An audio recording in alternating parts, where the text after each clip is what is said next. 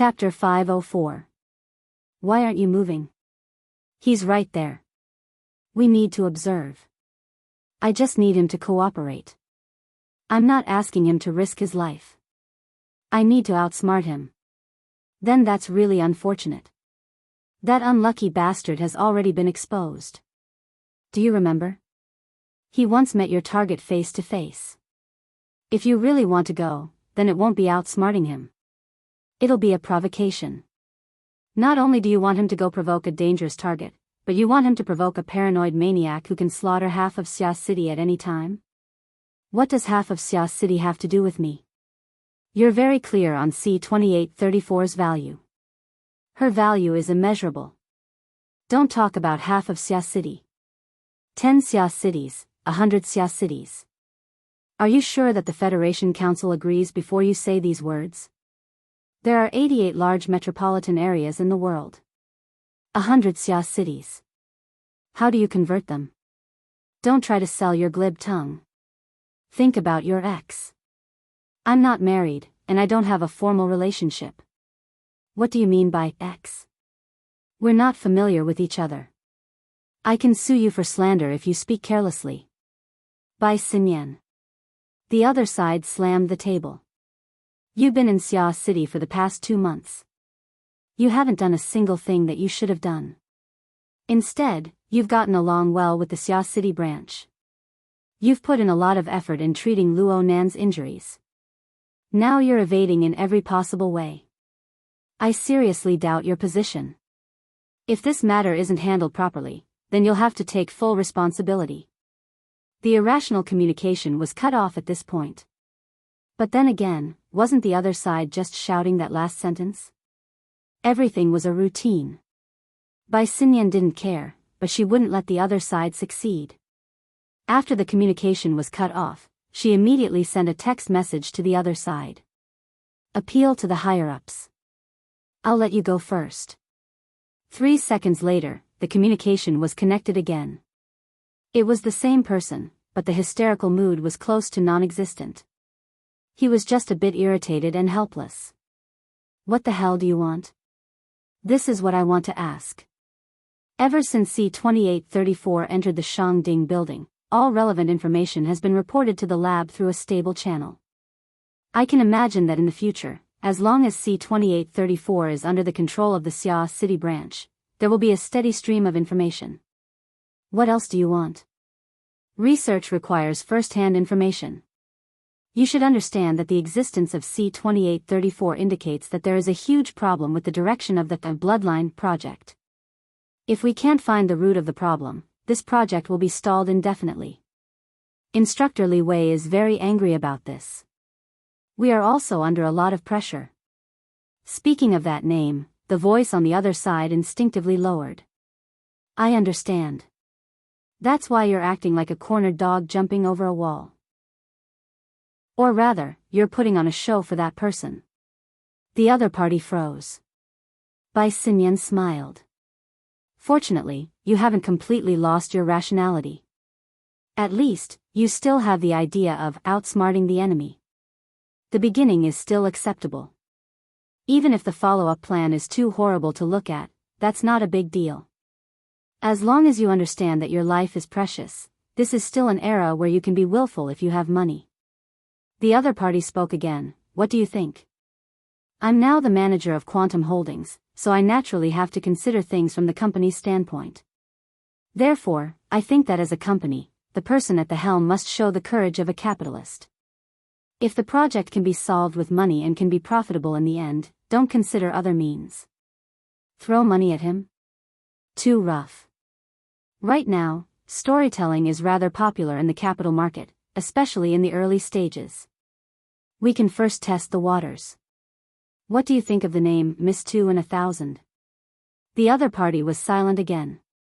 As a senior executive of the Deep Blue World Joint Project, he was deeply involved in the relevant matters.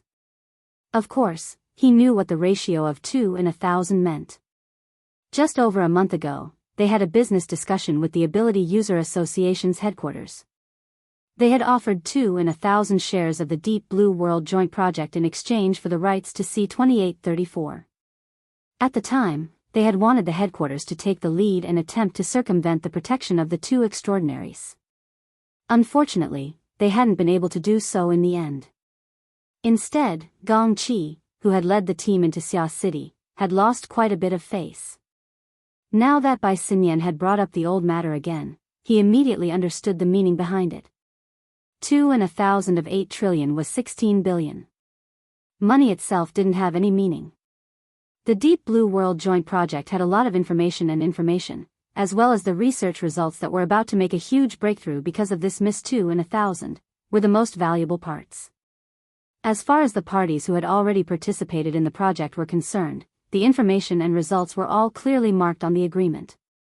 2 and 1,000 was 16 billion.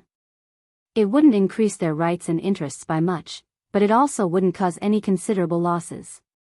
But as far as the other capitals and powers in the world were concerned, the qualifications they didn't have the opportunity to obtain in the past were the most important. Even if it was still a bottomless pit for the time being and they had to continuously throw money into it, once the results were out, 16 billion? 8 trillion? That was nothing. This was a super project that could affect the entire era. Originally, it was just a targeted distribution, but all of a sudden, it was a public offering.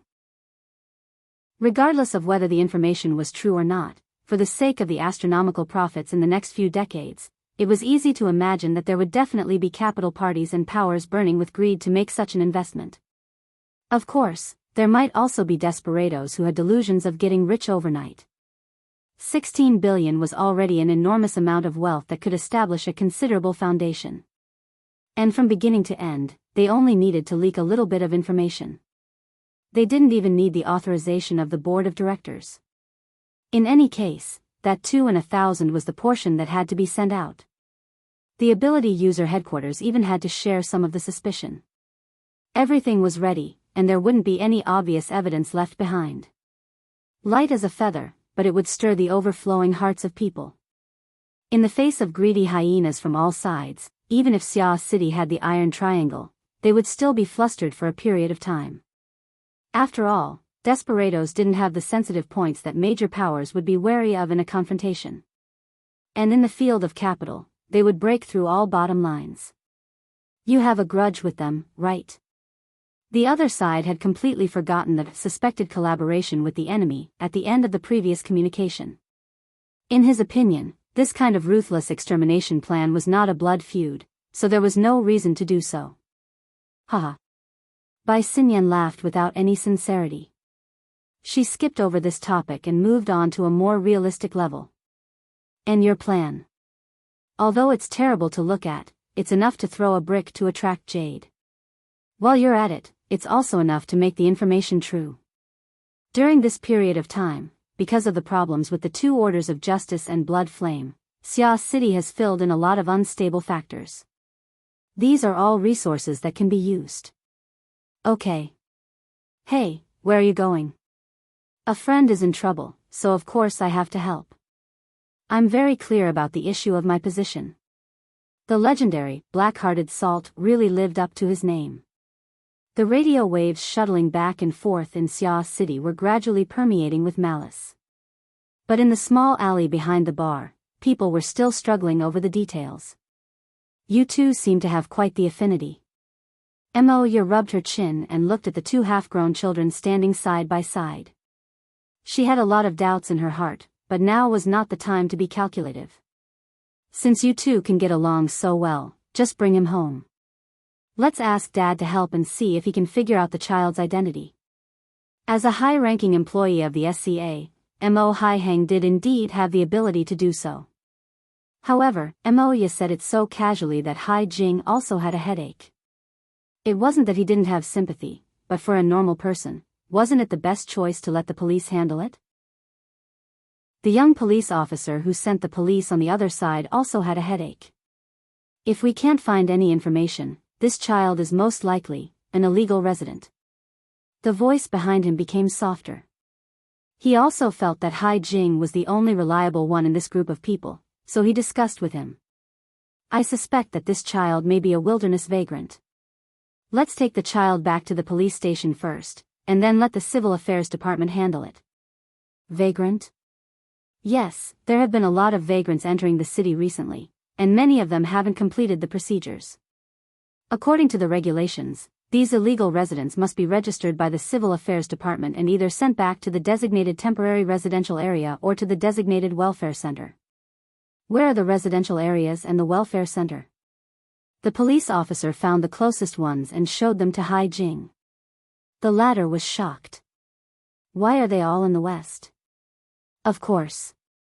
After all, Xia City is surrounded by the sea on 3 sides, and only the west side is close to the wilderness. The government also followed the principle of the nearest settlement. That side is more than 100 kilometers away from the coastal area. How did the child get here? While they were talking, the late staff of the Child Welfare Center finally arrived at the scene. His explanation was similar to the young police officer. There's no information at all. The most likely possibility is that he's an illegal resident from the residential area. Now, there are 2 choices. Either his relatives in the residential area claim him, or he'll be temporarily taken in by the welfare center and wait for the charity to adopt him. The Child Welfare Center that Hai Jing notified was a government department under the SCA. The person who came was a civil servant, and he looked quite capable. He used his wristband to take a picture of Roy Wen and said, "We need to complete the information here, but it's too late today. Let's find a place to settle down first. Tomorrow." Oh, tomorrow is Sunday. We need to wait until Monday for the relevant procedures to be completed. He operated his wristband. There's an empty bed at the Santa Maria Charity Hall 27 kilometers away. This welfare center isn't close, but it's backed by a hospital. The facilities are more complete, and it's more convenient to collect information. Mo Ye and Hai Jing glanced at each other. It seemed that this was a good way to handle things. Just then, Luo Nan raised his hand. How about this? I'll stay with her at the welfare center for 1 night. When that time came, the branch should be able to prepare the relevant information. Setting up the identity of a vagrant and appointing an adoptive family was a good background. You? The staff of the welfare center furrowed his brows. You are? We're the informants. The older sister had to bear the burden of her younger brother's willfulness, and this was a good thing. Mo Ye roughly communicated, but the staff of the welfare center shook his head. That's not necessary. We have professionals looking after her. Do you think she'll be obedient if I don't accompany her? Luo Nan was still holding on to Roy Wen's wrist. He didn't let go for even a moment. Mo Ye turned her head and suddenly realized that something was wrong. The police stepped forward and reported the situation to the staff of the welfare center. The staff of the welfare center had a serious expression when they learned of the situation. Everyone, this isn't just a matter of charity. It also involves the basic collection of information in today's society, the placement of vagrants, and a series of other technical issues. We will be responsible for the vulnerable, but we also need to be responsible for the SCA and the relevant social order at the same time. So. The staff of the welfare center paused, and a stiff smile appeared on his face. You can follow. We welcome the public to supervise our work, but please don't interfere with the normal procedures. The matter was barely resolved now that it had reached this point. The young police officer finished recording the incident and left. Luo Nan's group, along with Mo Ye and Hai Jing, followed the vehicle of the welfare center to the Santa Maria Charity Hall. Since the nanny van had already left, Luo Nan made arrangements. Me, Roy Wen, Sis, Brother Hai Jing, will all sit in the same van. Brother Qin can sit in the front. The back of the van is spacious. The 4 of us can still fit in. There were no problems with his arrangement, but Mo Ye cast a subtle glance at him. Roy Wen? You know each other? I just asked. You didn't hear me when you were talking to the police. Mo Ye narrowed her eyes, but she didn't say anything. The group of people got on the van, and they followed the vehicle of the welfare center. Roy Wen sat by the window. She was looking out the window at the direction where ink was flapping its wings. It'll be fine. It'll definitely follow. Luo Nan knew what she was thinking and hurried to comfort her. During this time, the feedback of the closed system continued to affect Ink's body. Aside from the enlargement of its body, the bald crow's strength, agility, endurance, and other hard indicators all increased. Its flying speed was at least twice that of its peers. It could even be compared with some falcons. Ruiwen didn't respond, but Luo Nan understood that she already knew. From Ruiwen's perspective, Ink and Luo Nan were her main focus. It was enough for her to pay attention to them for the time being. But from Luo Nan's perspective, the things he had to worry about had begun to rapidly expand from the moment he held Ruiwen's arm. Many of them involved areas he had never touched before. This was undoubtedly an enormous challenge. But Luo Nan wasn't afraid. He had Ruiwen by his side, and she had placed her trust in him. The illusory courage and sense of responsibility in his heart was hammering into reality bit by bit. He had to do something, and he was already doing it. A thin layer of sweat seeped out of his body. This was a natural reaction after consuming energy. And right now, the rate at which his soul strength increased was rapidly slowing down. Even his reserve water level was dropping. Outside the window, the freezing rain grew denser and denser. It was mixed with fine ice shards that hit the van with rustling sounds. A gap had already opened up in a corner of the void within this icy curtain of rain. An invisible soul cloak was wantonly expanding in this area where water molecules were rich. It was heading east.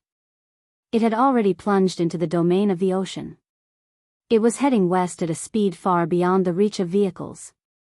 It covered Linhai, Lilan, Nade, East City, South City, Zhongshu, and the other 6 or 7 administrative districts of Xia City. It covered an area of nearly 10,000 square kilometers. In a few more minutes, West City, Pingjiang, River Wu, Woodwall, and the other western administrative districts would be covered by the Soul Cloak. Chapter 505. The small mechanical spider crawled along the corridor. It was fast, but it didn't bump into any railings or corners. This was a popular bionic toy, and it was also the favorite of the children in the orphanage.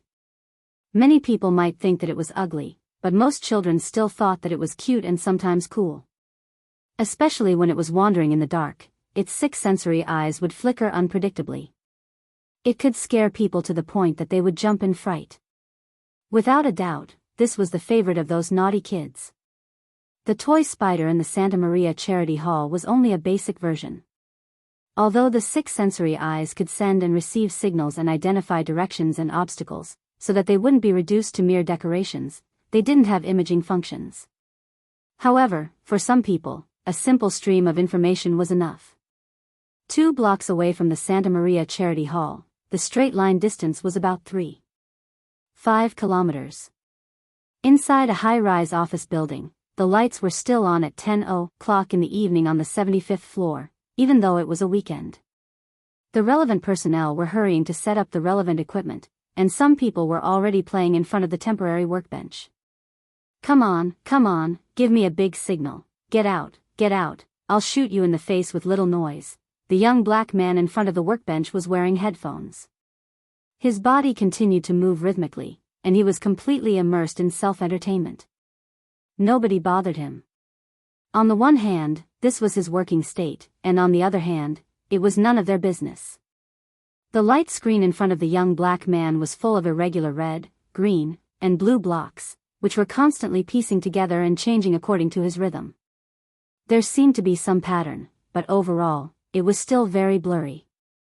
Ba Tu, the operations director of Putt Service Company, stood behind the young black man with a serious expression, but he was actually quite envious. The noise in front of him was a very outstanding reconnaissance ability user. He could capture monotonous and fragmented signals and complete the outline of the scene. He could also carry out high-power active interference. Through specific amplification equipment, his range of influence could reach hundreds of kilometers away. He could be described as a human-shaped radar and electronic interference system.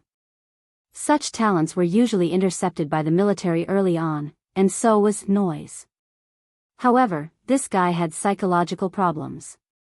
He claimed that he was big and couldn't control his crotch, so he should have been shot if he committed a crime in the military. However, he was taken out by a certain powerhouse and joined the powerhouse's team, continuing to cause trouble outside. Tonight was a joint operation between Putt's service company and that powerhouse team.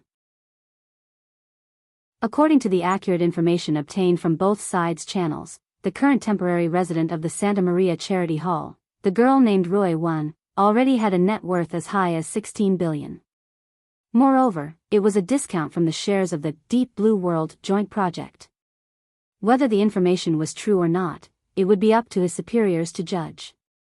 As for how to interpret the value of the information, there was no need to go into detail.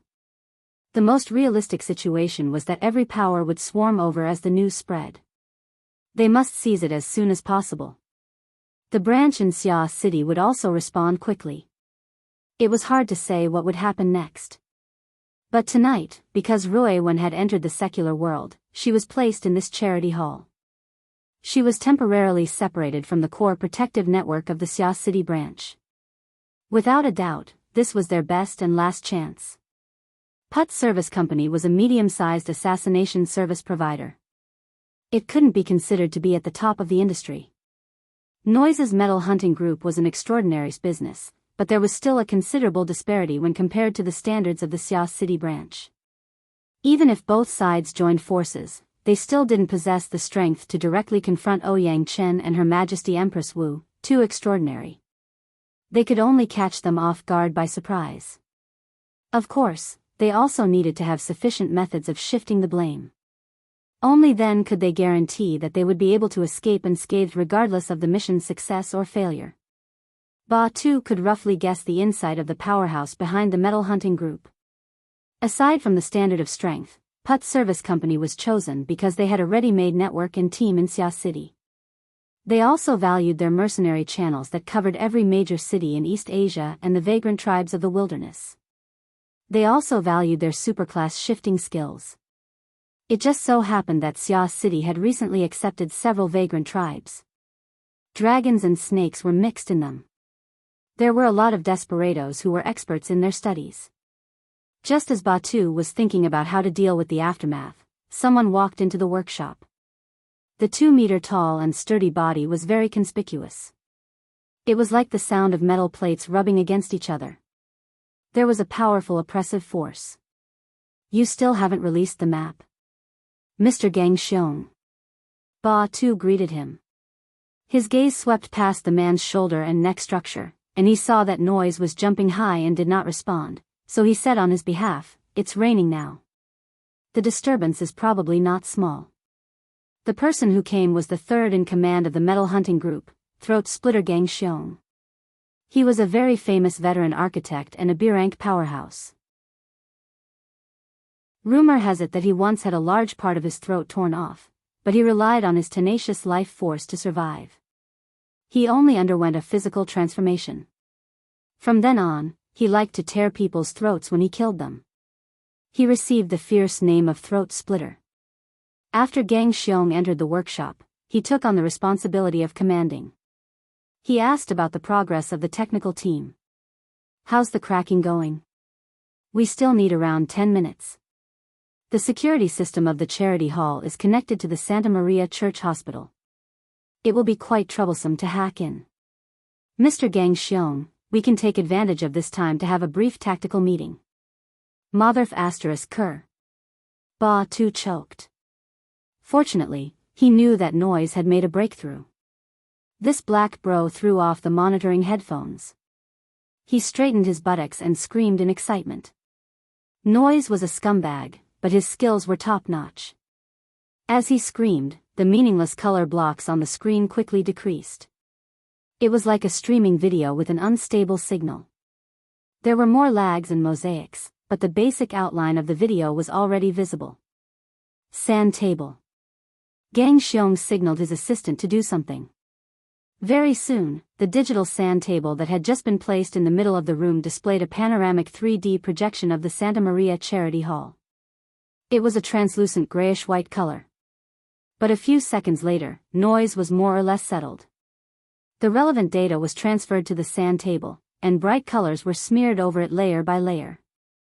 At the beginning, there were some mosaics, but it quickly became clear. Especially in the special marked areas, a few human figures appeared. In the sand table projection, they were about the size of a finger, but their appearances were similar. The details were exquisite, and they were lifelike. They were the target of their target tonight. The charity hall was quite generous to temporary guests. The individual room on the first floor of the residential area was located at the corner of the building. Because of the flower bed, it could be considered a relatively independent half-enclosed courtyard. It was relatively quiet, and it was easy to make a move. Noise was ecstatic. Damned weather, damned weather, damned weather. I'll let you guys experience it. The sand table projection was covered by a blurry curtain of rain as soon as he finished speaking. Ba-Tu furrowed his brows, but didn't say anything. It wasn't bad to be able to restore the scene in a more complete manner. Through this curtain of rain, he could also see a few details. In this freezing rain environment, low-altitude drones can be eliminated. A large lump of ice will fall in less than a few minutes. Gang Xiong was expressionless. He tapped the edge of the sand table with his finger. What else? Ba-Tu was stunned, and Noise began to laugh mischievously. At the same time, the blank area in the sky above the projection showed the avatars and simple information of the 5 targets. Professional bodyguards with ability, former military deep blue walkers, and this, a humanoid infrasound array. Every time Noise mentioned a person's characteristics, a circle of special colored areas lit up in the projection area. Chinikuan's sensing range is approximately 30 meters. God's ability is a bit worse, approximately 20 meters. But you have to pay attention to the car parked beside the dormitory building. It is equipped with extremely sensitive sensing equipment.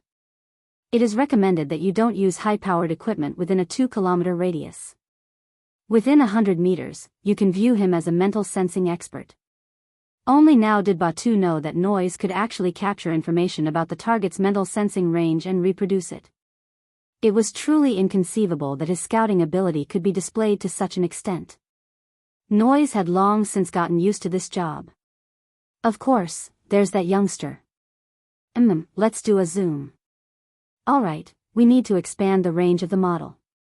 At least 3 kilometers. That shameless little fellow has a sensing radius of 3 kilometers. Ba-Tu was stunned. Radius or diameter? Noise chuckled. Are your ears not good? I said it was a radius. Everyone's luck is pretty good. We're separated by 2 blocks and diverged by 500 meters. Otherwise, we would be carefully considering how to resolve the awkwardness. Resolve the awkwardness? It should be said that they were running for their lives. While Ba-Tu rejoiced, he still found it somewhat hard to believe. A sensing range of 3 kilometers. Could that fellow be an extraordinary? Noise ignored him and continued with his work. Next, dark scars hung down one after another in the projection area. Gang Xiong was rather interested. What is this? I don't know. In any case, it's very irritating. Back when I was stuffed into the military prison and had my ass busted, it was more or less the same feeling. Just this information alone can be sold for 1 million or 800,000 without a problem. If any of you dare leak it out, you'll be my enemy. Ba-Tu's head was a bit swollen. If it really is 3 kilometers, any frontal operation is meaningless. Discussing this topic is really meaningless. Gang Xiong casually waved his hand, moving the 3 most threatening figures to one side and gathering the other 2 normal people in the middle. If these 5 people are all staying at the charity hall tonight, there's practically nothing we can do apart from forcefully attacking. This is the worst-case scenario. I'll consider canceling this operation. Ba-Tu nodded. I agree. Gang Xiong sneered. That's not very likely. The charity hall isn't a hotel, and our pioneers aren't idiots. From Ba-Tu's understanding, the so-called pioneer should be Quantum Holdings. According to the intelligence channels of the 2 partners, Luo Nan's group arriving at the Santa Maria Charity Hall had traces of Quantum Corporation's operations. Perhaps the other side also wanted to catch them off guard. Gang Xiong didn't care. We're only considering the latter scenario. This woman and her manager will leave. Maybe they'll give her a bodyguard. Maybe they won't. But no matter what, we're keeping an eye on her. A diversion? Don't speak nonsense. Gang Xiong swept his ice-cold gaze over. You must have forgotten this. His finger pointed at the core position marked on the sand table. Our target is this Rui Wen. She's also someone who dealt with Quantum Corporation's Deep Blue Walker Squad. It's said that her close combat abilities are extremely strong. Do you want to verify it? Gang Xiong waved his hand without waiting for Batu to respond. If we really touch her, our plan will pretty much be finished. So we're only considering her. Gang Xiong flicked his finger, forming fine ripples on the projected virtual interface. It doesn't matter how many people leave. We only want her. Get rid of the bodyguard and send the manager's head back. Also, Noise, it's time for you to show off. We need to record an additional video. Is it the kind I like the most? Noise's wide mouth opened, revealing white teeth and a purple tongue. Together with the light and shadow on the sand table, it formed a strange image. Can I let loose and play? Steel, you can always get to where I itch the most. That woman's waist and legs are too great. She's definitely a good gun rack. I'll take good care of her. I'll just break her 2 arms. Gang Xiong didn't pay attention to Noise's wild imagination. He just zoomed in on the projected area again, making the map show a wider area to plan the subsequent route. Putt Company's mercenaries will be useful after the attack begins. Stop them on the spot and delay the other side's rescue speed. It'll also give him time to watch the video. I hope you've made sufficient preparations. We've prepared 4 teams, and we've also prepared a wonderful disturbance. Batu was quite confident in his profession, but right now he was a bit unsure. But Mr. Gang Xiong, are you sure you want to make a move on that person's sister? If you mess up. We're cooperating with your company because we like your operational abilities. We have a good target to frame, right? That's right, but... No buts. That young man himself is worth 16 billion, but he definitely shouldn't tie himself to the future power of this planet. He and his family don't have this right. Gang Xiong acted like a philosopher. His thick lips cracked open. If he can survive, he might even be able to foil our operation tonight. But for a long period of time, he'll have to face similar situations. I hope he can make a choice in time. Otherwise, he'll definitely be running for his life until there's nothing left to look forward to. Batu didn't say anything, but he made up his mind to apply for a transfer after this. Otherwise, he might end up as cannon fodder. Gang Xiong concluded, what he does in the future has nothing to do with me. I need opportunities and time. I just want long legs. F*CK, F*CK, F*CK, F*CK, Noise responded loudly, getting more and more agitated. Gang Xiong still didn't care and continued planning the route. Our retreat direction is the sea. The closest place is the south coast. We can also avoid the Lilan district in the northeast. Oh, Gang Xiong, hurry up and start. My crotch is about to explode. As he spoke, Noise actually began to loosen his belt. He completely disregarded the current situation. This fellow was a complete pervert. I won't cut your thing, but I can pull out your throat. Gang Xiong finally issued a warning. Batu let out a sigh of relief when he saw Gang Xiong restraining him. But he soon realized something. His expression quickly changed. Go to the sea? That's not what we originally agreed on. Yes. You want to enter the wilderness and use your outstanding ability to fish in troubled waters. And this is what we need. But if we head there directly, we need to traverse the entire city of Xia City. With the coverage of the psychic wave network, I don't think we have this opportunity. The sea is completely unobstructed. We can first enter the sea and then circle around the defensive line of the coastal defense forces. We can land ashore and cut into the interior from Mahjong. Although we'll take a long detour, we'll be able to catch many people off guard. Gang Xiong moved the core of the projection back to the charity hall. Before that, don't forget.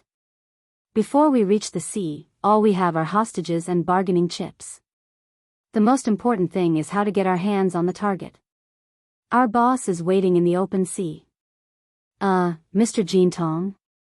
Ba Tu subconsciously felt a bit of reverence when he heard news of extraordinaries.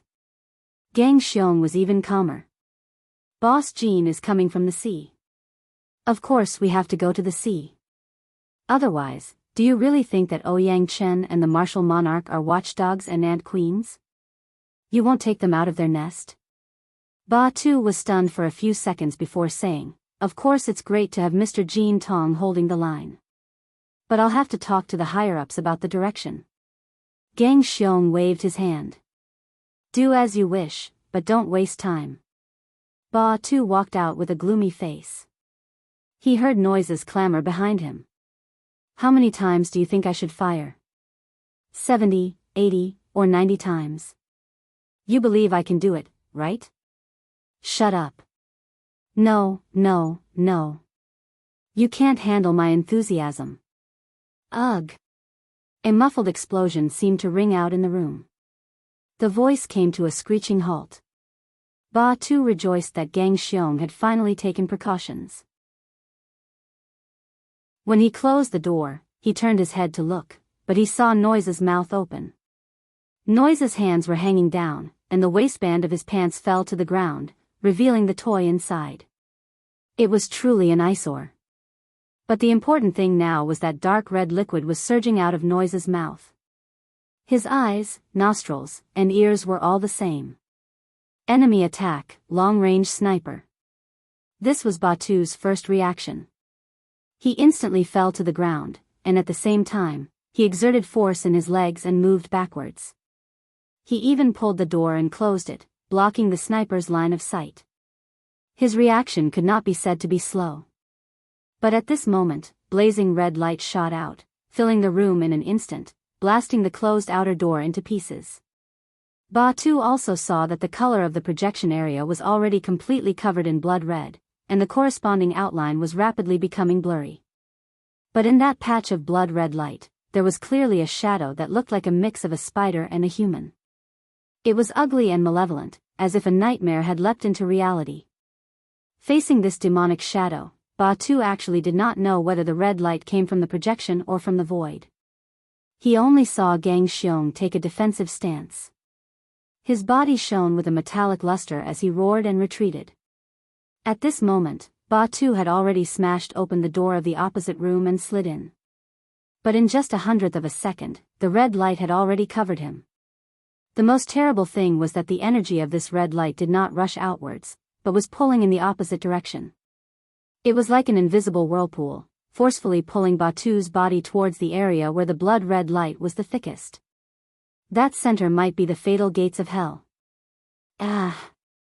Ba Tu desperately stretched out his hand, wanting to grab the door frame of the opposite room.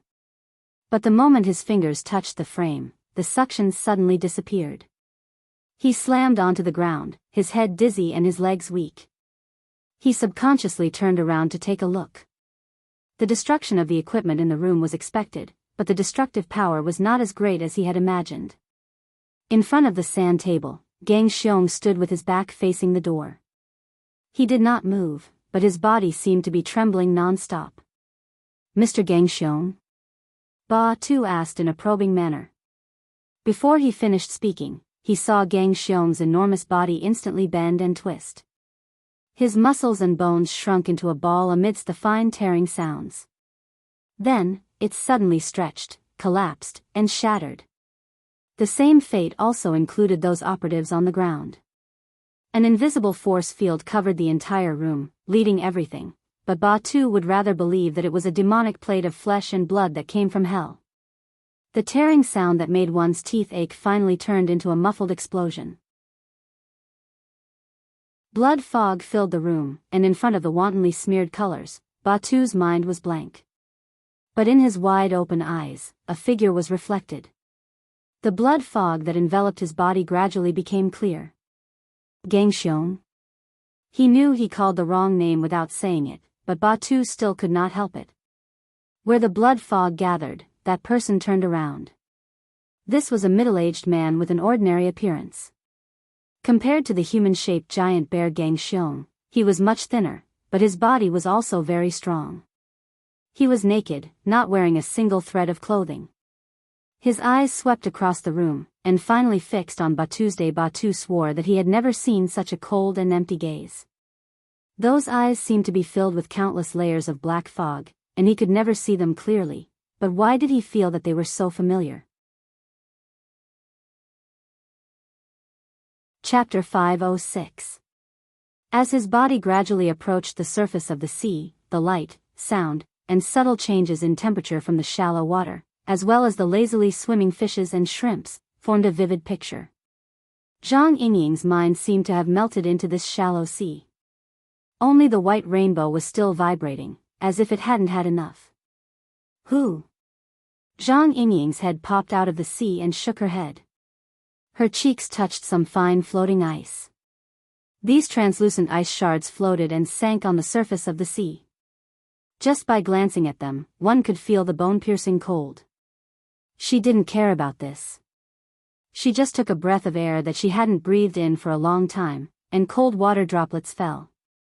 Compared to the seawater, the freezing rain falling from the sky was even colder. It was said that this freezing rain, which was outside of the forecast, had been entrenched in Xia City for nearly 10 hours, and there were still no signs of it stopping. Zhang Yingying stepped on the water unhurriedly. At the same time, she exhaled the old and inhaled the new. She adapted to the temperature difference of nearly 20 degrees inside and outside the sea. Her improved physical fitness quickly suppressed the slight discomfort. After her body felt more comfortable, she blew a breath of air at the surface of the floating ice. The air that should have been warm blew out a sharp and cold smell. A shallow crack extended from the surface of the sea in front of him until it reached 30 meters away before disappearing. Bai Hong's power continues to increase. I can now be considered a sword fairy who can kill people with a breath. Zhang Yingying licked the corner of her lips. She had to admit that her lips and tongue were a little numb just now, and there was a small crack on the inside of her lips. This was the price of acting tough.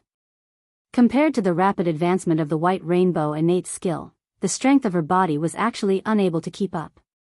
This was a rather bizarre matter. It could be said that his body and soul were out of balance, but it was a bit different.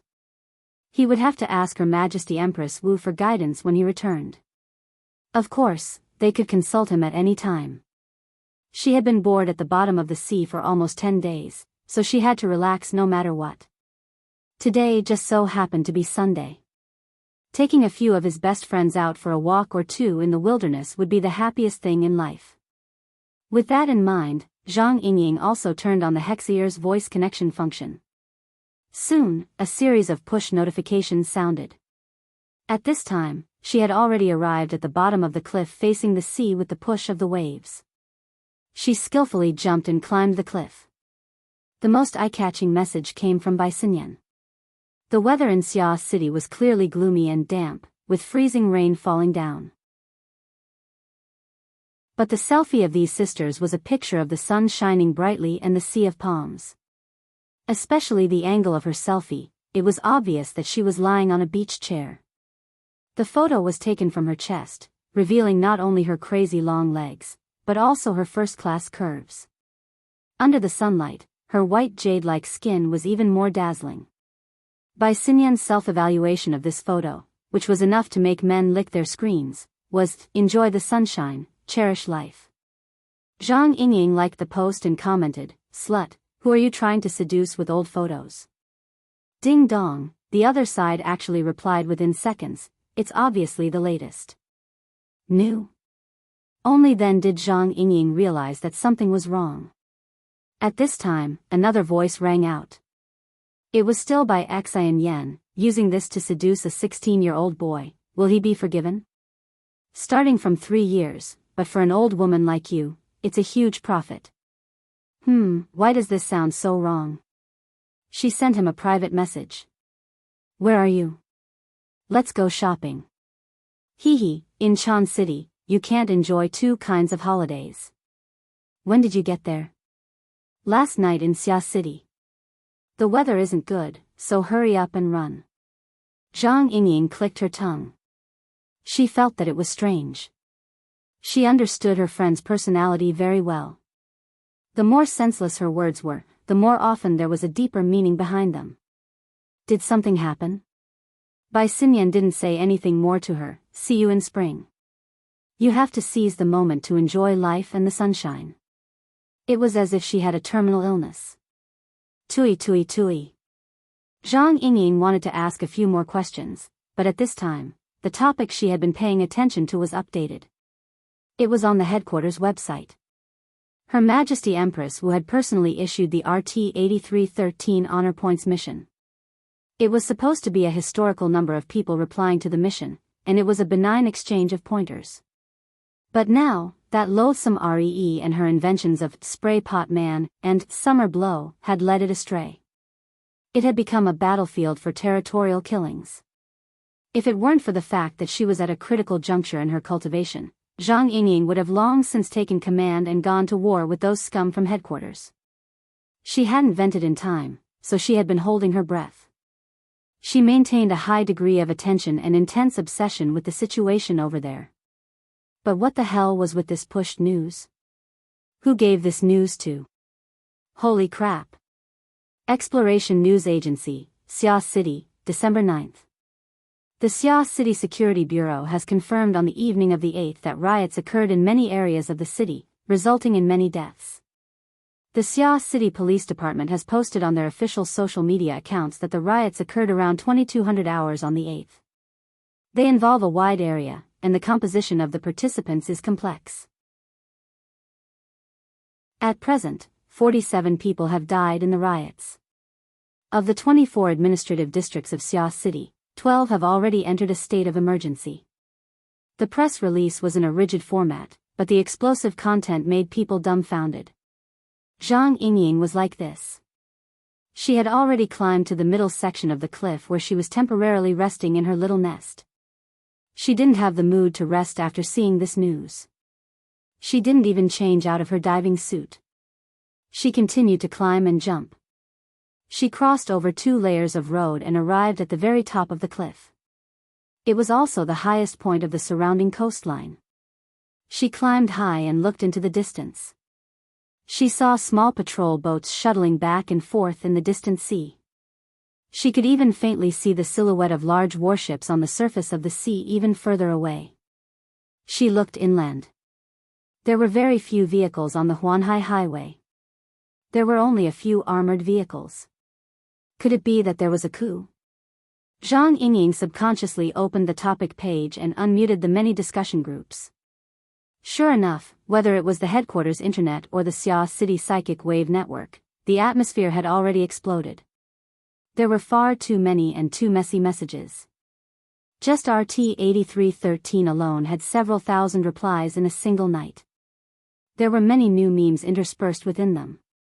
At first glance, it seemed as if it had been abandoned by history. Zhang Yingying could only start from the last floor she paid attention to. She climbed up the floors one by one to revise. She also read the news to make up for her lessons. It didn't take long for her to find the most important floor amidst the flood of replies. It was probably due to the excitement that caused his hands to tremble and his tongue to tremble. The speaker left behind a paragraph of confusing logic and subtle meaning. I don't know if it's drooping or not. I only know that Grandma's dripping sword is too terrifying. Her terror in Xia City is multiplied by 2. Fortunately, this message was accompanied by a more realistic video. Combined with the content of the video, it should be nighttime in Xia City. A large number of police cars and related police personnel were parked at the intersection of the streets. They were densely packed, but what was even more eye-catching was a corpse being carried out from the crowd. The person who recorded the video should be an internal member of the police. They even had the opportunity to do a close-up of the corpse's face. At first, the camera didn't capture the main point. It wavered on the corpse's fine armor, body characteristics, and other aspects. But soon, the person who recorded the video focused on the corpse's head. The eyes, nose, and mouth were all dark with blood. Especially the eyes. They were abnormally swollen. The crystal in one of the eye sockets had already exploded, leaving behind a black and red blood clot. What does this have to do with the dripping sword? It was a thoughtless message left by someone who didn't know the ropes. In the blink of an eye, people from all walks of life were educated. Please seriously watch Her Majesty Empress Wu's teaching video. This is how the dripping sword dies when it hits the eyes. This is the result of the dripping sword stabbing into the eye socket and then exploding after striking the brain. The cranial pressure rapidly rises, causing the 7 orifices to bleed. This person's brain is certainly already a lump of paste. There might even be brain juice in the blood flowing out of the 5 orifices. If you ask me, this appearance may look scary, but it's actually not the best. The most brilliant method should be to simply destroy the brain tissue, causing a person to die without a sound. But this method is too smoky. Although the last comment was a bit pretentious, it was still relatively pertinent. Quite a few people expressed their approval. But the facts proved that this pretentious criminal had revealed his true colors too early. The person who first uploaded the video soon posted a second video. Following the video, fully armed corpses were carried out one after another.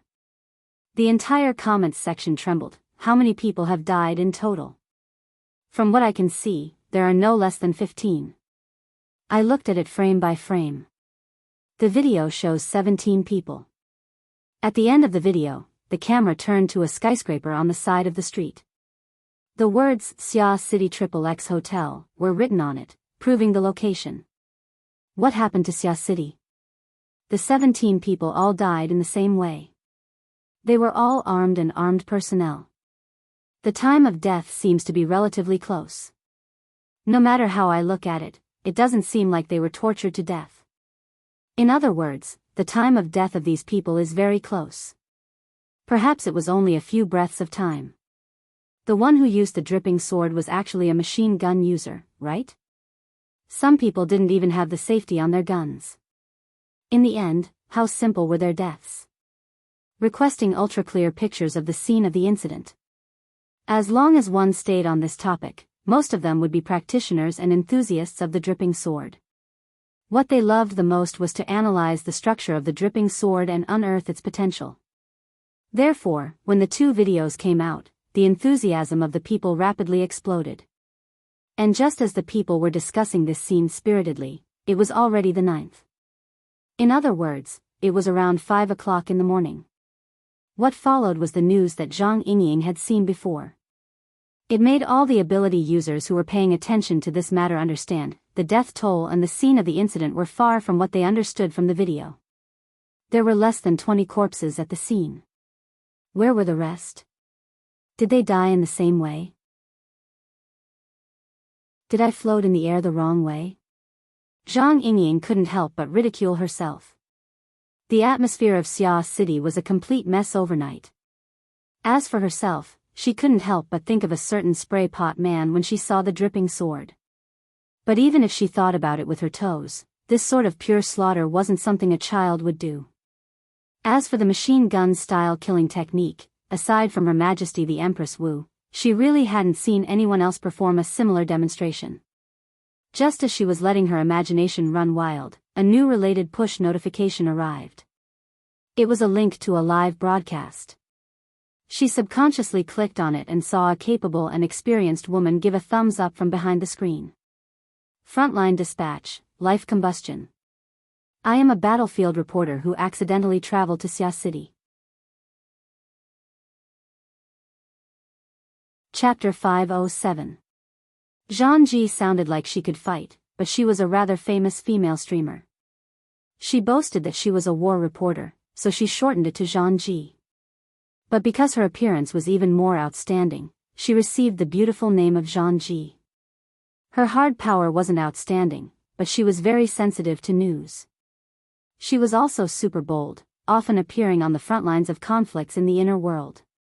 Many times, she was in a very difficult situation. There were even a few times when she was shocked to death by the shockwaves of a battle between experts. Many viewers loved this kind of tone. They called it immersion. Now, she was in Xia City. When the live broadcast officially began, Zhang Ji even played a short clip that she had made at the last minute. It was a general summary of the news and intelligence related to the Xia City riots from last night until now.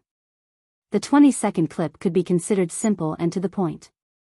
Coupled with the bullet comments from some well-informed people in the live broadcast room, it basically explained the state of affairs through public channels clearly. But in these 20 seconds, Zhang Yingying couldn't help but pout. She had no prejudice against Zhang Ji, but she wanted to see the real thing. What was the point of Shui Man's live broadcast? Fortunately, Zhang Ji soon officially appeared on the screen. Right now, Xia City was still raining. A thin layer of ice had formed on the ground, but Zhang Ji didn't hold an umbrella. She just wore a windbreaker that seemed more suitable for living in the wild. She stood in the rain and began the live broadcast. She spoke very quickly, but her enunciation was clear. Good morning, friends. Xia City is currently in a state of emergency due to reasons known to all. This highly effective killing mode suspected to be the dripping sword is very eye-catching. Many friends hope to obtain more detailed information. But I must be honest. I originally didn't prepare for this live broadcast. The reason is that I didn't gather enough explosive information. Until 3 minutes ago, I unexpectedly encountered an opportunity. Zhang Ji used a floating selfie tool to broadcast. The operation was simple and flexible. She turned her head and the camera automatically followed, turning to the opposite side of the street. Across the street is the Santa Maria Church Hospital. I previously obtained reliable information from the Xia City Police. Please note, this isn't that opportunity. This is just a routine process of gathering material. The live broadcast room was immediately filled with blood-red words. Zhang Ji is playing tricks again. Kill this malicious person. If you continue to ruin my character, lying in the hospital won't be the limit. Zhang Yingying rolled her eyes when she saw that the main topic was still not being discussed. She immediately exited, leaving only a small interface and sound effects on the screen as she continued to climb through the RT-8313 mission thread. A few seconds later, Zhang Ji's voice continued. According to the police report, inside Santa Maria Church Hospital, there was a case related to last night's so-called riot, and many corpses were found. The time of death was around 22 to 22:30 last night. Now, let me highlight something important. The time of death reported in the police video circulating on the internet was also around 22 to 22:30 last night. Zhang Yingying, who was studying upstairs, was stunned for a moment. She switched the interface back. The live broadcast room also switched to a map of the administrative divisions of Xia City. There were 2 circles and a line drawn on it. Santa Maria Church Hospital is located in the southern city district of Xia City. The location shown in the police video is located in the Nader district to the northeast. The straight line distance between the 2 locations is 48 kilometers. Zhang Ji had done quite a bit of homework over the course of the night. She used her usual high speed of speech to pour in a lot of useful information. She finally revealed the value of this live broadcast. Now that I've said this, I might as well expand a bit. According to the internal report, the police have discovered 47 corpses. They are distributed in 4 locations. Aside from these 2 locations, there are also the Pingjiang district and the River Wu district. Those 2 locations are on the west side of Xia City. They are far from each other. If we draw a one-way route and pass through these 4 locations, the distance will reach 149 kilometers. Okay, let's get to the main topic. After the map marked out a few relevant locations, it immediately disappeared and Zhang Ji's figure appeared once again. She pulled down her half-wet hood, as if she was deliberately covering her face. She appeared very cautious and cautious. Just like before, I don't know if today's live broadcast will be able to proceed smoothly. After all, this doesn't depend on me. It depends on luck, as well as the heart of the target god. The live broadcast room immediately spammed with 666. The audience used this ancient method to encourage and applaud Zhang Ji's continuous death-seeking behavior. Who do I need to tail today? Oh, Yang Chen, since he's in Xia City. Isn't it better to just go to Shangbing Building and knock on the door? Then Her Majesty Empress Wu? If I may be so bold, you guys are off topic, okay? Zhang Ji didn't care about what was going on in the live broadcast room. She took a deep breath and walked across the street. She had only walked halfway when her figure suddenly stopped. She almost reflexively lowered her head. And at this moment, the selfie lens intelligently shifted and locked onto the opposite side of the street. There were two people walking over from the sidewalk next to the hospital. The audience in the live broadcast room naturally focused their attention over there. Through the curtain of rain, they could see that the two people were both men. They weren't too old either. The one walking in front looked to be in his early 20s. He wore a thin sweater in the -10-degree weather. He had a youthful and sporty style. The colors and styles of his pants and shoes seemed to be a random mix and match. There wasn't any order to it. In comparison, the young man in his early 30s was a lot more mature. He was also a lot more particular. He had a robust buzz cut and a casual suit. Although it was simple, it gave off a very stylish vibe. However, it was this relatively older stylish man who was holding an umbrella for the young man in front of him. This seemingly odd combination happened to be walking in the opposite direction of Zhang Ji. The distance between the two was rapidly closing. The majority of the audience in the live broadcast room didn't see the background of these two people. They didn't understand why Zhang Ji was acting so nervous. However, the highly interactive mode quickly pushed the answer to the most conspicuous position. Holy crap, Tian Bang. Tian Bang? That blood prison? The number one person below the transcendence? This isn't tailing, it's a collision. The audience in the live broadcast room instantly became excited. Blood prison, Tian Bang was undoubtedly one of the strongest people in recent times. He had a solid battle record of directly killing Mo Luan. He also had a military background and held a large number of troops.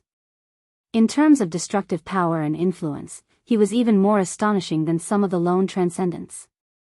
Many channels were saying that if Tian Bang was given a large group of 50 or so deep blue walkers, he could even kill transcendents with the support of the integrated, formatted domain and escape unscathed. Because of this, busybodies called him the number one person below the transcendents. He was the signature of the military. Amidst the commotion in the room, Zhang Ji whispered, "Oh, this is the chance." When faced with this kind of situation, other people would have to consider the consequences. However, Zhang Ji was able to occupy a position in the inner world in such a traditional way because of her decisive action. She only used 1/10 of a second to digest her astonishment. Then she charged straight ahead and opened her mouth to say, "Hello God Tian. I'm the live broadcast host of the Zhang Ji Frontier Project. I'm called, How Long Can You Last With This Toy?" Faced with the woman who came out from the side and the filming equipment floating in the icy rain, Tian Bang's reaction exceeded almost everyone's expectations. Especially his performance of opening his eyes wide and tilting his head to look at the camera. He was the first to appear before the eyes of all the ability users watching the live broadcast. Wow, so cute. Zhang Ji has been instantly killed. What a dirty line. This was the first time the vast majority of people saw Tian Bang. It was hard to imagine that this major general of the military, who had killed a veteran B+ rank powerhouse, was actually such a down-to-earth young man. The live broadcast page immediately flooded the screen. At the same time, they expressed delight in Zhang Ji's misfortune. As for the dripping sword, the chaos in Xia City, and other such matters, they were actually secondary. But they never imagined that Tian Bang would take the initiative to extend his hand after saying the words Zhang Ji. Zhang Ji? Right? I've admired you for a long time. It's my fortune to meet you today. His genteel words coupled with his courteous and respectful attitude were like a wondrous peak in the clouds. Although it was right in front of her, it was hard to fathom her entire appearance. Zhang Ji had lost all initiative from the very first second. She stupidly extended her hand and shook hands with Tian Bang. Do you know me? That's right. Frontline report, life ignition. I've seen many episodes of your Zhang Ji Frontier. After all, it involves many powerhouses, including first-hand material on extraordinaries. It's full of reference value. It's very useful to me. Zhang Ji was an ace streamer who had experienced many trials and tribulations. But when she heard Tian Bang's evaluation, she still couldn't help but feel a bit dazed. This was undoubtedly an extremely high level of praise and affirmation. Just these few words alone would cause her value to multiply. And because of this, her face flushed slightly. Her brain was a bit sluggish. She even forgot to say thank you. And all of these reactions were fed back to the live broadcast room through the camera. Wow, a soulmate. There's such a character among the burners? Super warm guy is a sure kill. Zhang Ji, steady. Don't throw yourself at him. Hurry up, wash yourself clean and get married. The live broadcast room was like a festival, and Tian Bang was gathering fans like crazy. The vast majority of people had forgotten their goal in watching the live broadcast.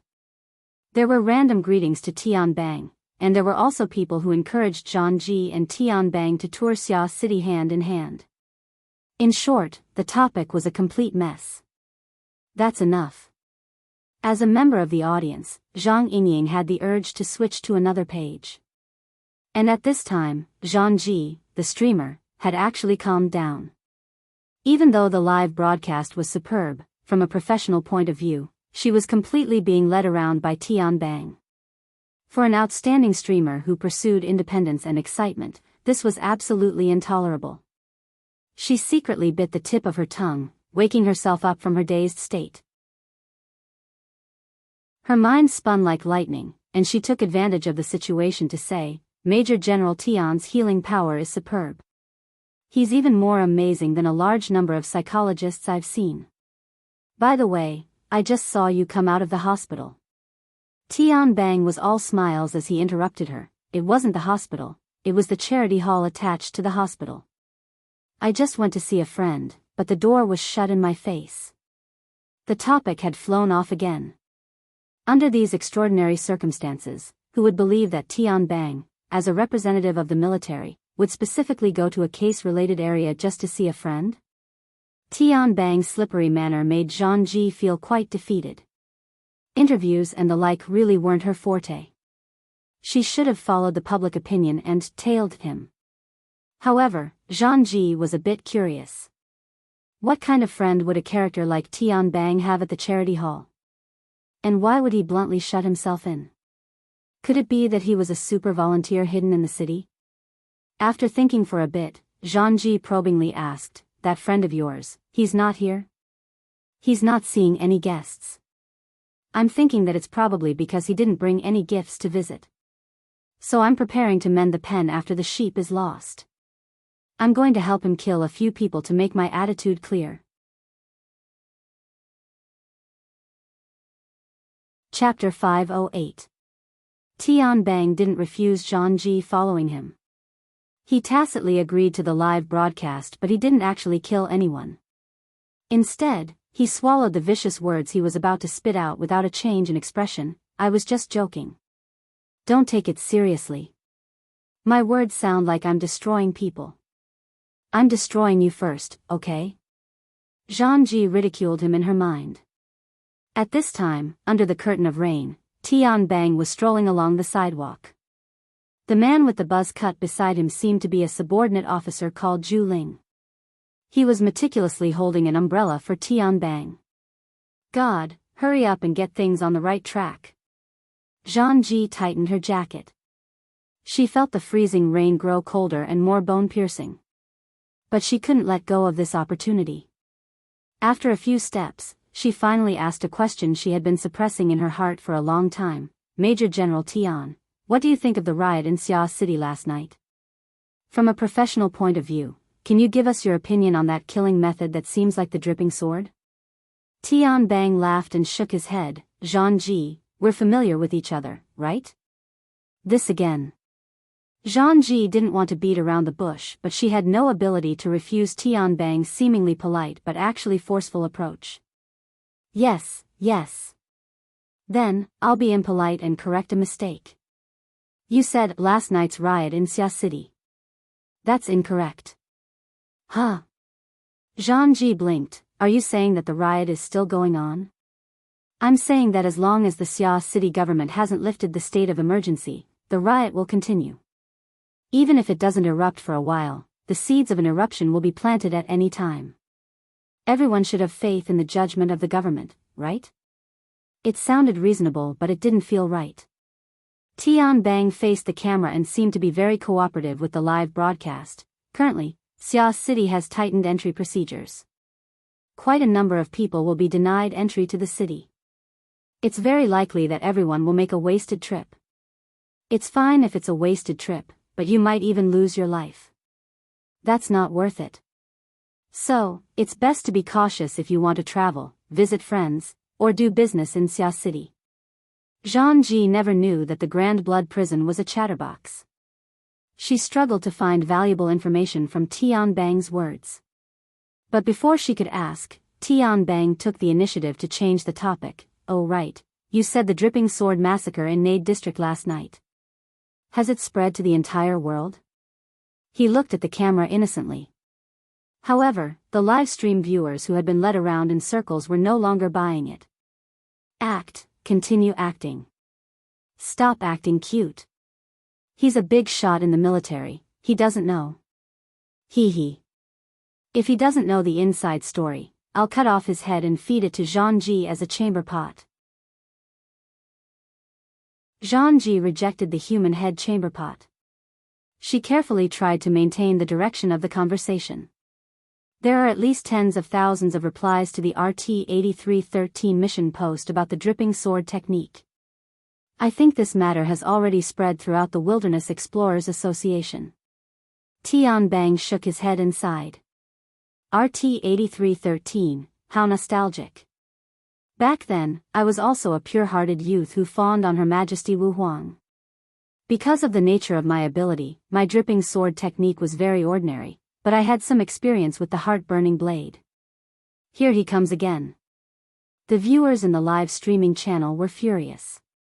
The passerby fans who had just formed a circle were instantly blackened. We've circled around to the burning heart blade. Are you bragging? Ah, Zhangji, don't give him another chance. Uncle Police, hurry up and drag this chatterbox away. Someone shouldn't be called Tianbang. Call him Tian Quan. Sure enough, eating too many donuts is bad for your health. The live streaming channel was flooded with donuts in an instant. Zhangji felt that she had already lost control of the live streaming channel. Fine, she had never been the type of streamer who had strong control. Her most outstanding ability was still courting death. She clenched her teeth when faced with the slippery Tianbang. She directly courted death. Major General Tian, you specifically mentioned Her Majesty Wu Huang. Are you implying that the commotion in Xia City is related to her? Tianbang stared at her with wide eyes. In the end, he clapped his hands and said, as expected, you have the attributes of a reporter. Your imagination is quite admirable. Why don't you explain it in depth? Zhangji wasn't afraid of anything since she was already madly sprinting along the path of courting death. She no longer paid attention to the live streaming channel. She just repeated the analysis of the locations and distances she had done before. Then she concluded, the 4 locations of the crime are practically the same way of death. Although the time of the crime is extremely close, it is possible to accomplish all of this within half an hour if one has astonishing movement speed. In reality, there is no need to use an extraordinary. A B-rank powerhouse, whose specialty is speed, is more or less the same. The true difficulty lies in the raindrop sword. And to be able to use the raindrop sword as a machine gun. Her Majesty Wu Huang is the inheritor of the technique. She should have more information than others. Zhangji shrunk back in the end. It was true that she wanted to create big news, but as a reporter, She would be punished by the heavens if she sang a one-woman show. At this time, Tianbang sighed. Zhangji, you don't have enough material. You must know that there are some matters that exceed the scope of normal logic. For example, when it comes to the time of death. I can tell you with great certainty that there is no such thing as half an hour. According to the scene surveillance obtained by the police, the time of the crime at the 4 locations you know of is within 5 minutes of the first and last time. Tianbang extended his hand and spread his fingers apart. He flipped them in front of the camera so that everyone could see clearly. 5 minutes? Also, the crime locations aren't limited to the 4 locations you know of. There is an even more exciting one nearby. Zhangji and I will take everyone there to experience it. Donut, Tianbang had finally revealed valuable information after being shrouded in mystery. He had even overstepped his boundaries and seized the anchor's position. There was no doubt that the continuous news had a considerable impact on the logic of the live broadcast participants. Zhang Yingying, who had been paying attention to the live broadcast, entered the office's work group and sent 2 rows of dumbfounded emojis. Of course, she didn't forget to send the live broadcast link. Did Her Majesty really make a move? Why do I feel like it makes sense? Yingying, why are you putting the blame on Her Majesty? It doesn't matter if it's Her Majesty or not. I think it's more appropriate to ask Boss Luo what he means. I seem to have exposed something. Sure enough, there are people who think so, right? Children who tell the truth deserve a spanking. So I'm not the only one who thinks so. More than one person plus one. More than one person plus 2. Cowards who don't dare to tell the truth are shivering in the corner. 10 days of seclusion had indeed been abandoned by the world. Zhang Yingying was full of question marks. Finally, she couldn't help but send a message in the group. Boss Luo? Luo Nan? What's up with him? Soon, a large amount of information poured out from the work group. Zhang Yingying only glanced at it twice before she sunk in. The strong wind and freezing rain fell from the high cliff, hitting her face with a slight pain. She didn't pay attention to it. It was during this process that her expression gradually darkened. 2 minutes later, Zhang Yingying gave Bai Xinyan a call.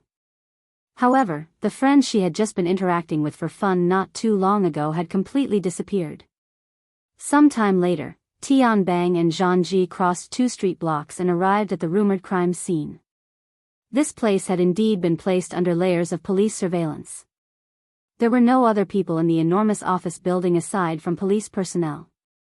With Tianbang there, the group entered the office building without a hitch. However, Zhangji still put on a serious expression for the sake of avoiding trouble. She did her best to match the military style of Tianbang and Bai Xinyan. Even though Tianbang himself didn't have such a temperament to speak of. The crime scene was located on the 75th floor of the office building. There were already police personnel standing guard on this floor when the 3 arrived, but there weren't many relevant technicians. The investigation work had yet to officially begin. Zhangji had just stepped out of the elevator when she suddenly saw a corpse lying on its back in the corridor. The time of the crime at this scene? It's as you think. It's pretty much the same as other places. It's been almost 10 hours. Isn't the scene preserved a little too well? Because the police really did just get the news. Got the news? Tianbang faintly smiled. He led Zhangji around the corpse and into the studio of the first crime scene. The room was a mess, but it basically maintained the same appearance as last night. It wasn't damaged. There were some splashes of blood on the floor and the workbench, but there were no other corpses. Since Tianbang was cooperating, Zhangji didn't hold back. She quickly recorded the surrounding situation and even gave the corpse a close-up shot. The people in the live broadcast room were all ability users. They had a high tolerance for corpses, but they were a bit more curious. Who knows this person? Why did Tianbang come personally? Passerby. I've never seen him before. Xia City has come out to receive guests. Has anyone seen him before? Jean-Ji, reach out and check the rigidity of the corpse and the livor mortis. This wasn't the first time Jean-Ji had done something like this. She turned to look at Tian Bang. Can I? If Tian Bang agreed, she would make her move. However, Tian Bang sent her a smile. There's no need to go through so much trouble. I still have basic information. He turned his head and the buzz-cut man Zhu Ling reported the relevant information. Tuesday, head of Put Service Company Xia City Branch Operation. Ability level C+. This person died at 22:13 on the evening of the 8th. From the information provided by Put Service, the company's partners, subordinate operation teams, and mercenaries also died and went missing at the same time. A total of 42 people. Jean-Ji was stunned when she heard this number. She immediately sucked in a breath of cold air. Have these people entered the official statistics? They haven't. But this place is very close to the Santa Maria Church Hospital. The people who died there are two different groups from Put Service Company. The people in the hospital are members of another company's operation team. In fact, the Santa Maria Church Hospital itself is indirectly controlled by that company to handle some special affairs. It's a pity that the core members were all wiped out last night. Tian Bang waved his hand. The hospital probably can't continue operating now. There's still a lot to be done. The live broadcast finally entered a virtuous cycle with the continuous explosion of explosive news. 666666. I think I'm seeing the faces of Xia City's officials who have nothing left to live for. 47 plus 42 is equal to 99. One more and they'll be slaughtering 100 people. The first 10 died early. You'll help kill the other 10? Even so, it's still extremely fierce. Just which great god is it? Hurry up and retract your divine ability. At the end of the year 2096, a great demon has finally seized the position. Xia City can be said to be the #1 demon den. There's nothing wrong with a demon den. Demon your mother. Cave your sister. Xia Chui, open up. You blind bastard.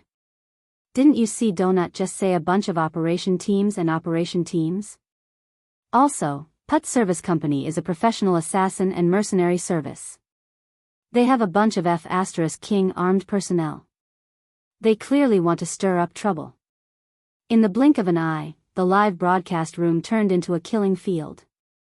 After Jean-Ji recovered from her initial astonishment, she keenly grasped a few sensitive points. How can Batu's time of death be accurate down to the minute?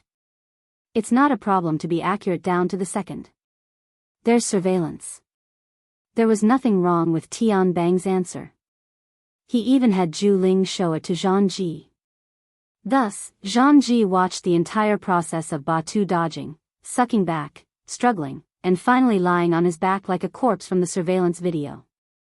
The surveillance video showed that it was indeed 22:13 last night. But, where's the person who did it? There's only a portion of the surveillance video in the hallway. That person never walked out. This style of doing things was truly too hateful. Jean-Ji calmed herself down. Her gaze and the camera turned back to Batu's corpse. Whether it was her or some of the viewers in the live broadcast room, they all discovered one thing: Batu's death wasn't due to his eyeballs and brain exploding. This person's heart had collapsed. But for the 32 mercenaries downstairs and the surrounding streets, the cause of death is definitely the dripping sword. Jean-Ji was startled. That's 33. There's still 9? Nominally, they're missing. But, Tian Bang extended his hand and circled around. They're all here. The DNA of 9 people was tested in the bloodstains in the room. Basically, it can be explained that their corpses didn't exist. All that's left is this. He bent down to pick up a twisted metal structure on the ground and casually tossed it. It was unknown who took the lead in the live broadcast room, but a series of dumbfounded emojis appeared. No other words were said. Jean-Ji asked, "What do you mean by no corpses exist? Is that they were swallowed by something? Oh, a mutant." Tian Bang gave her a thumbs up. Your imagination is rich and reasonable. I actually hope that's the case. At least there will be less trouble. However, this twisted steel throat should have come from the metal hunting group's Gang Xiong. Even though that fellow was a bit stupid, he wouldn't go so far as to let a mutant swallow him and 8 ability users into its stomach without making a sound in the bustling city area. That's why I say that the current world is becoming more and more dangerous. Don't you think so, Sister Yuan? Tian Bang suddenly laughed and casually tossed the metal throat aside. He opened his arms and walked toward the door. There was a woman in professional attire there. She stepped over Batu's corpse and walked into the room. Behind her was a group of professionals in police uniform.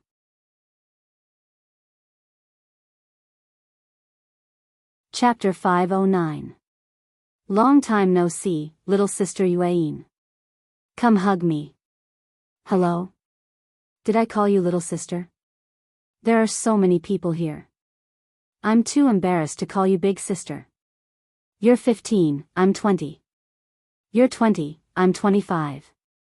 So what if I call you little sister? I called you big sister because I thought you were a bit pitiful when you first joined. Now that you've made a name for yourself, can't I set things right?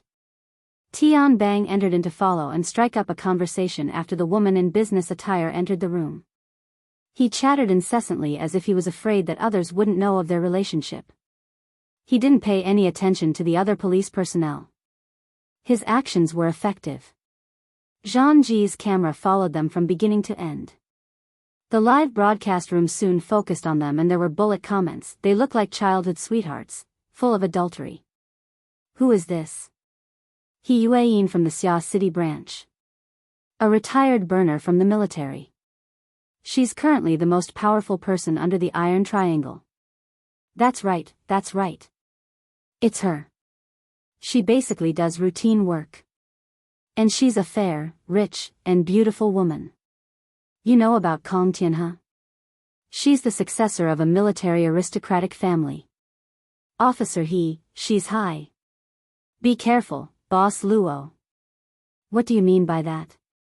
The atmosphere in the live broadcast room was cheerful, but Tian Bang was already chatting to death.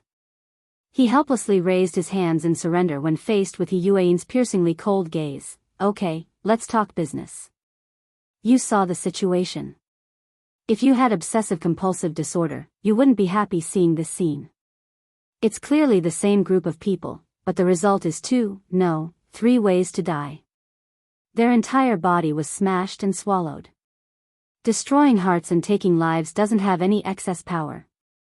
Only the vagrant mercenaries under them can enjoy the same treatment as those on the outside.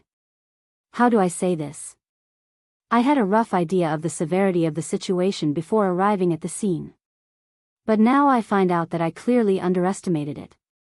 That person has no concept of killing people, right? Maybe it's like playing a video game? So they'll continue to die, right? He Yuan thought for a moment and finally responded, most likely they will if the matter isn't resolved. Tisk, you're so honest. It makes people despair.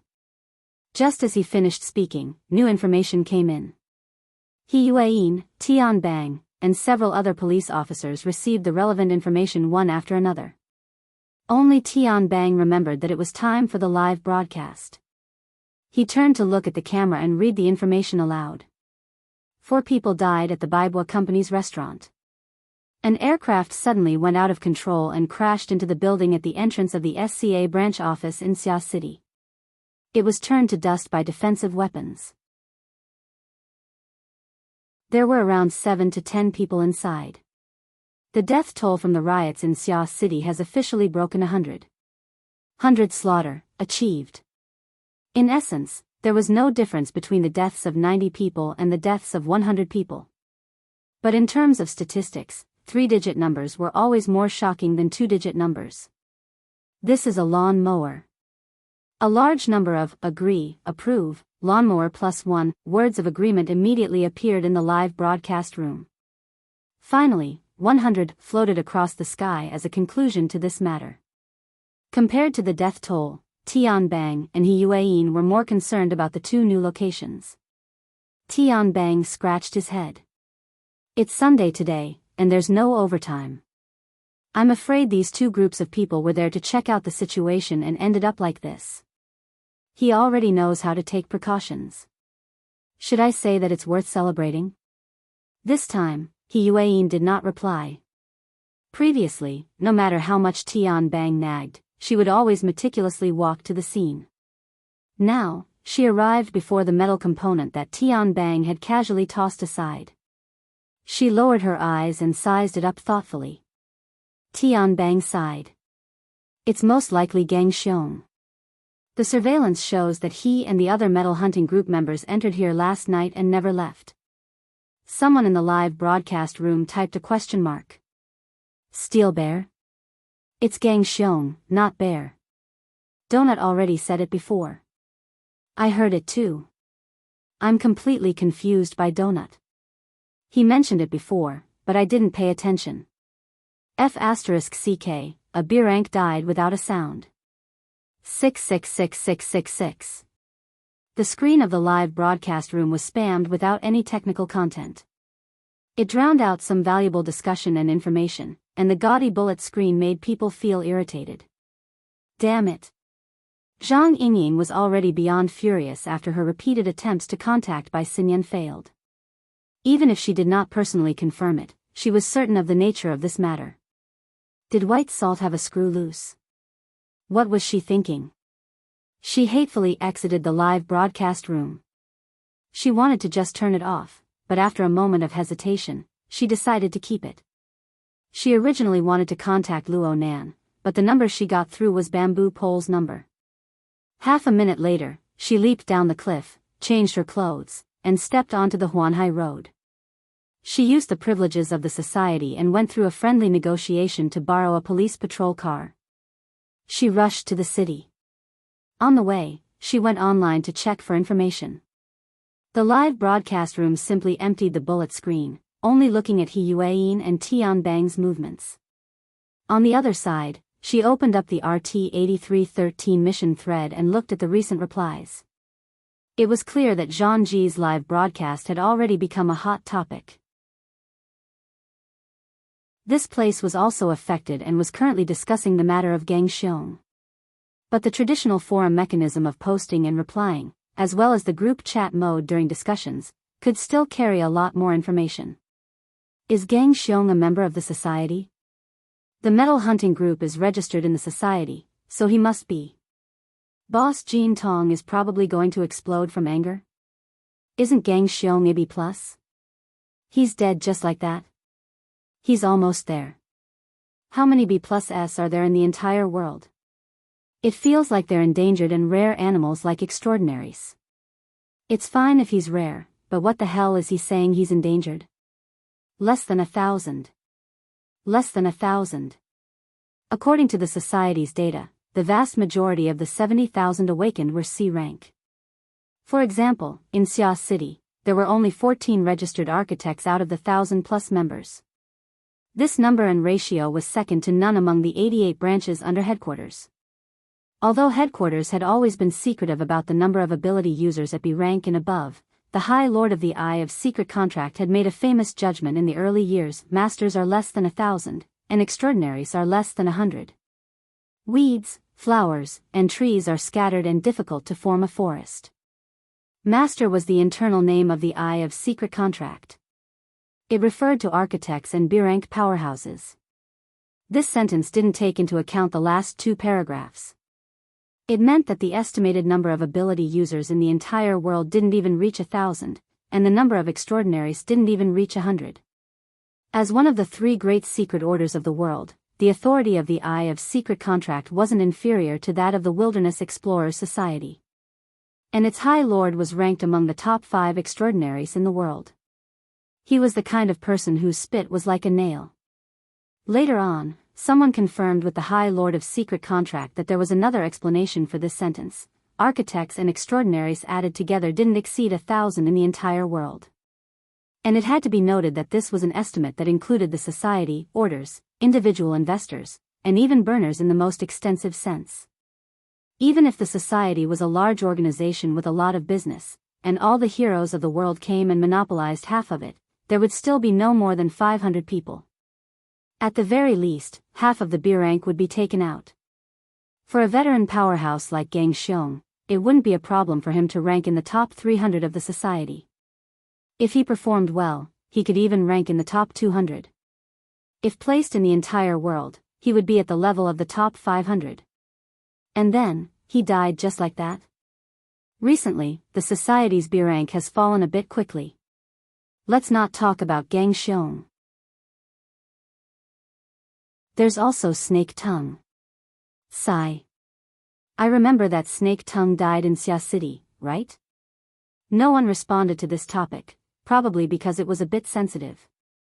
It was also because at this time, someone copied a copy of the surveillance video that Tian Bang showed to Zhang Ji in the live broadcast room and forwarded it here. At the same time, they asked, God, please analyze. How in the world did Gang Xiong die? The video feels too fast. Is it my imagination? Someone replied, it's not your imagination. Looking at the video, it's most likely that he died in front of the Putt Company's operations supervisor. The latter has a very clear expression of horror. He probably saw the way Gang Xiong died. There's nothing else to say. It was certainly fast and ruthless. That's why he had such a reaction. A certain ID labeled Senior Intelligence Analyst explained a bit more in detail. If I were him, I'd be scared too. From the time the supervisor dodged to the time the shockwave broke through the door, to the time he sucked in air, struggled, went into a daze, and died, the span of time was 7 seconds. It was an instant kill, not only in name but also in reality. And looking at the scene, there aren't any obvious signs of confrontation. This proves that Gang Xiong was overwhelmed by power. At the very least, he was killed by powerful crowd control and explosive killing methods. Even if it was a sneak attack that caught him off guard, the difference in realms must exist. So, it's not the time yet. Look at this. The Senior Intelligence Analyst sent over a map. The map clearly displayed the situation of the high-end combat power of the Xia layer. Xia City has 14 B ranks and 2 transcendents. 6 of them have fleshly bodies that can be directly eliminated. This isn't a melee battlefield at all. Next, we'll eliminate those who don't meet the conditions of overwhelming and powerful crowd control and explosive. For example, Mr. Bai, who excels in hypnosis, Gao Meng, who draws talismans, and so on. Among the B ranks, only Old Yu and the Horned Demon's abilities are somewhat similar. But the Horned Demon offended Her Majesty Empress Wu. There's no way for him to return to Xia City in a short amount of time. As for Old Yu, I don't recall him ever killing anyone. Why don't you just say that there are 2 transcendents? That's the problem. Ouyang Chen has the style of a gentleman. He usually leaves some leeway when doing things.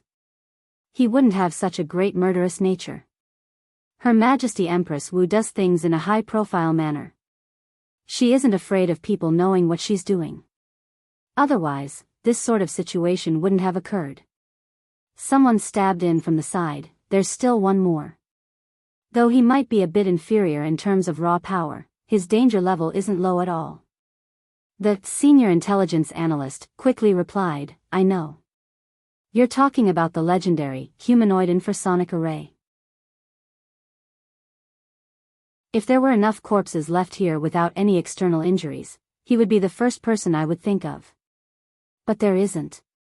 This person's ability and the Devil Ray are 2 different matters.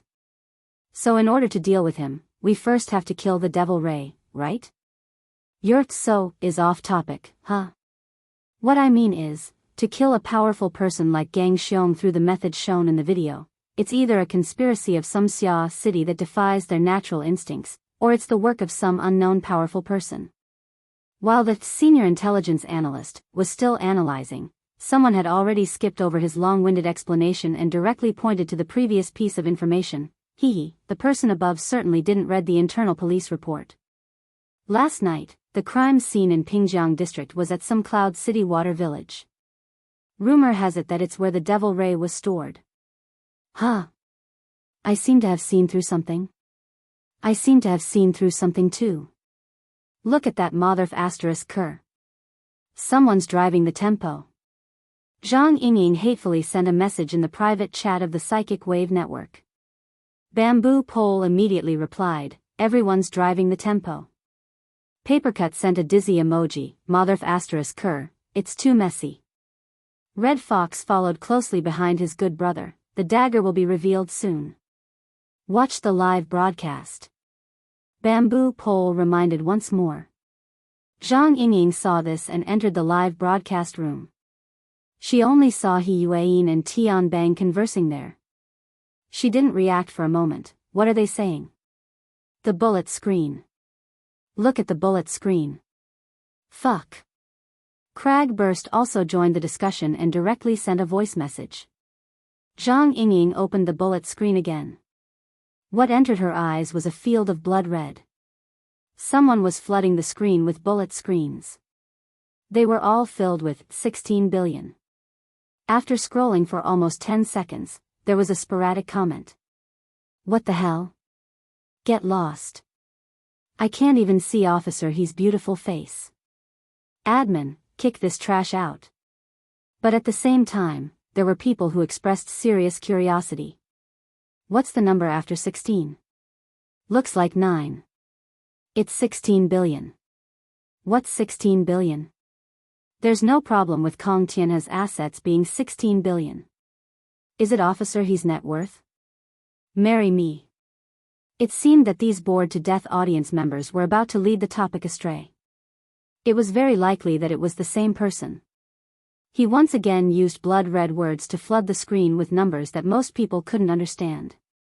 2 out of 1,000, 2 out of 1,000, 2 out of 1,000. Soon after, another row of blood words drowned them out. Go ask, go ask, go ask. The direction of the topic in the live broadcast had finally been successfully guided. All right. That trash has successfully piqued my curiosity. Zhang Ji, it's time for you to display your usefulness. Someone sent a crying laugh emoji. Find your target. Officer He doesn't look easy to talk to. But what if Tianbang is a smiling tiger? There's no mistaking the smiling tiger. My heart aches for my Zhang Ji.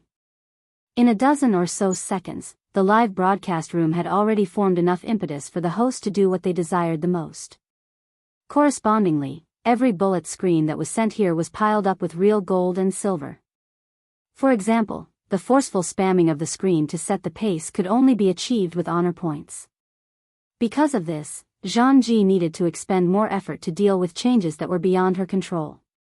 This was also the most attractive aspect of her live broadcast, seeking death again, seeking death under the teasing of the audience, endlessly seeking death, and so on and so forth, until the game over. Frankly speaking, Zhang Ji already felt that the situation wasn't quite right. From the inside information she received to the conversation with Tianbang, to the series of events that followed, it wasn't a coincidence, but it wasn't deliberate either. It was as if there was an invisible hand constantly correcting and guiding the situation to the direction they wanted it to go. Because of her fearless live broadcast style, Zhang Ji was also fortunate enough to come into contact with many of the top figures in the inner world. In her opinion, this feeling was familiar. It was as if she had bumped into the plan of some guru or some powerful scriptwriter. On one side, rationality screamed danger, and on the other side, the effect of the show was tumbling up. Between the two, she didn't need to hesitate at all.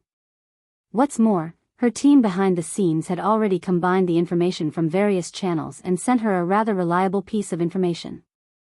Zhang Ji couldn't control herself the instant she saw the relevant information. Her eyeballs swiveled, and she first interacted with the audience in the live broadcast room. My team just got some news. A certain bastard who set the pace. Was it you? The atmosphere in the live broadcast room was full. Shut him down. Shut him down. Get out of the way.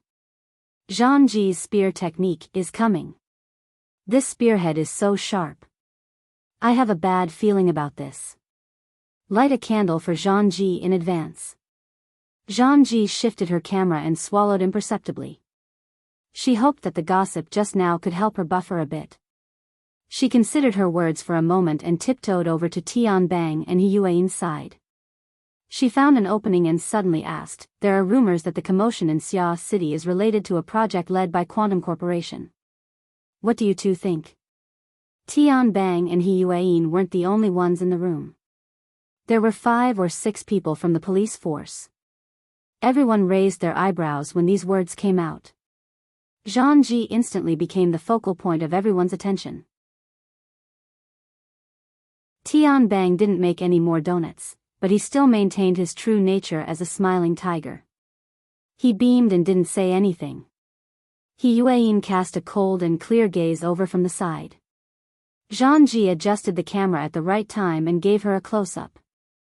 Zhang Ji knew that if she were to say the following words, she would very likely offend Yuan and even the Xia City branch. But in the end, her habitual impulse suppressed everything. It said that Quantum Corporation is offering a reward of 2,000 of the project's shares as a reward for the recovery of the lost experimental body. The value of the shares is as high as 16 billion, and there's a lot of room for growth in the future. And that experimental body is currently in the hands of the Xia City branch. It's under the control of the branch's psychic genius, Luo Nan. May I ask, is this true? Zhang Ji only took 12 seconds to finish saying over 100 words. It was rare that every word was as fluent as pearls. They were clear and legible, without any mistakes or omissions. Yuan still didn't speak. Tianbang chuckled. "Zhang Ji, you switched professions to news broadcasting?" Zhang Ji was already in full battle mode. "You said it's news. Does that mean this isn't a rumor?" Only at this time did the vast majority of the audience come back to their senses from the barrage of words. It really is a huge sum of money with 9 zeros at the end of 16. So that's how it is. F asterisk CK F asterisk CK F asterisk CK F asterisk CK F asterisk CK F asterisk CK. It's disrespectful not to say it's 9 zeros. When's the nearest flight to Xia City? I'm in Luo City. Is there anyone going with me? We can split the reward in half. 1,000th is acceptable. I'm going to Xia City right now. Is it okay to sell coffins? Locals, please leave a message if you're willing to cooperate. Hurry up and look at the Starry Sky Club's mission system. The high-level area has already been updated. The number of people accepting orders has already broken 100. The bullet screen instantly exploded, drowning out the entire broadcast room. There was also the animation of flames burning the sky. It burned people's heads restlessly. And in this explosive atmosphere, a cold and calm voice cut through. The one who spoke was precisely Yuan. "I don't understand what you're talking about when you say experimental body. But, right now the society is carrying out protection work for an underage orphan girl. This orphan girl was abducted and sold at a young age. Later on, she was sold to an underground fighting arena controlled by a gang in the River Wu district of Xia City. She was forced to engage in lethal, illegal combat. On the night of September 30th, this orphan girl was rescued by the Xia City branch. During this time, the orphan girl's extraordinary ability awakened. According to the Wilderness Explorers Society's protection procedures, the Xia City branch accepted her as an official member of the society. Zhang Ji's originally flying brain was a bit stuck when faced with Yuan's dark and penetrating gaze. She subconsciously replied, "Huh? Is she a member of the society?" The orphan girl's registration procedures for joining the society were already completed before midnight on September 30th. The society's relevant procedures were extended to before midnight on October 1st. There is evidence. The problem is that during the period of our rescue and protection, Quantum Corporation's subordinate, Sky Blue Security's Xia City branch manager, Yan Yonghua, first used a weapon platform to attack our personnel. Then he dispatched the Deep Blue Walker combat team to intercept and kill them. He also openly used particle cannons and other prohibited weapons in the residential area of Xia City.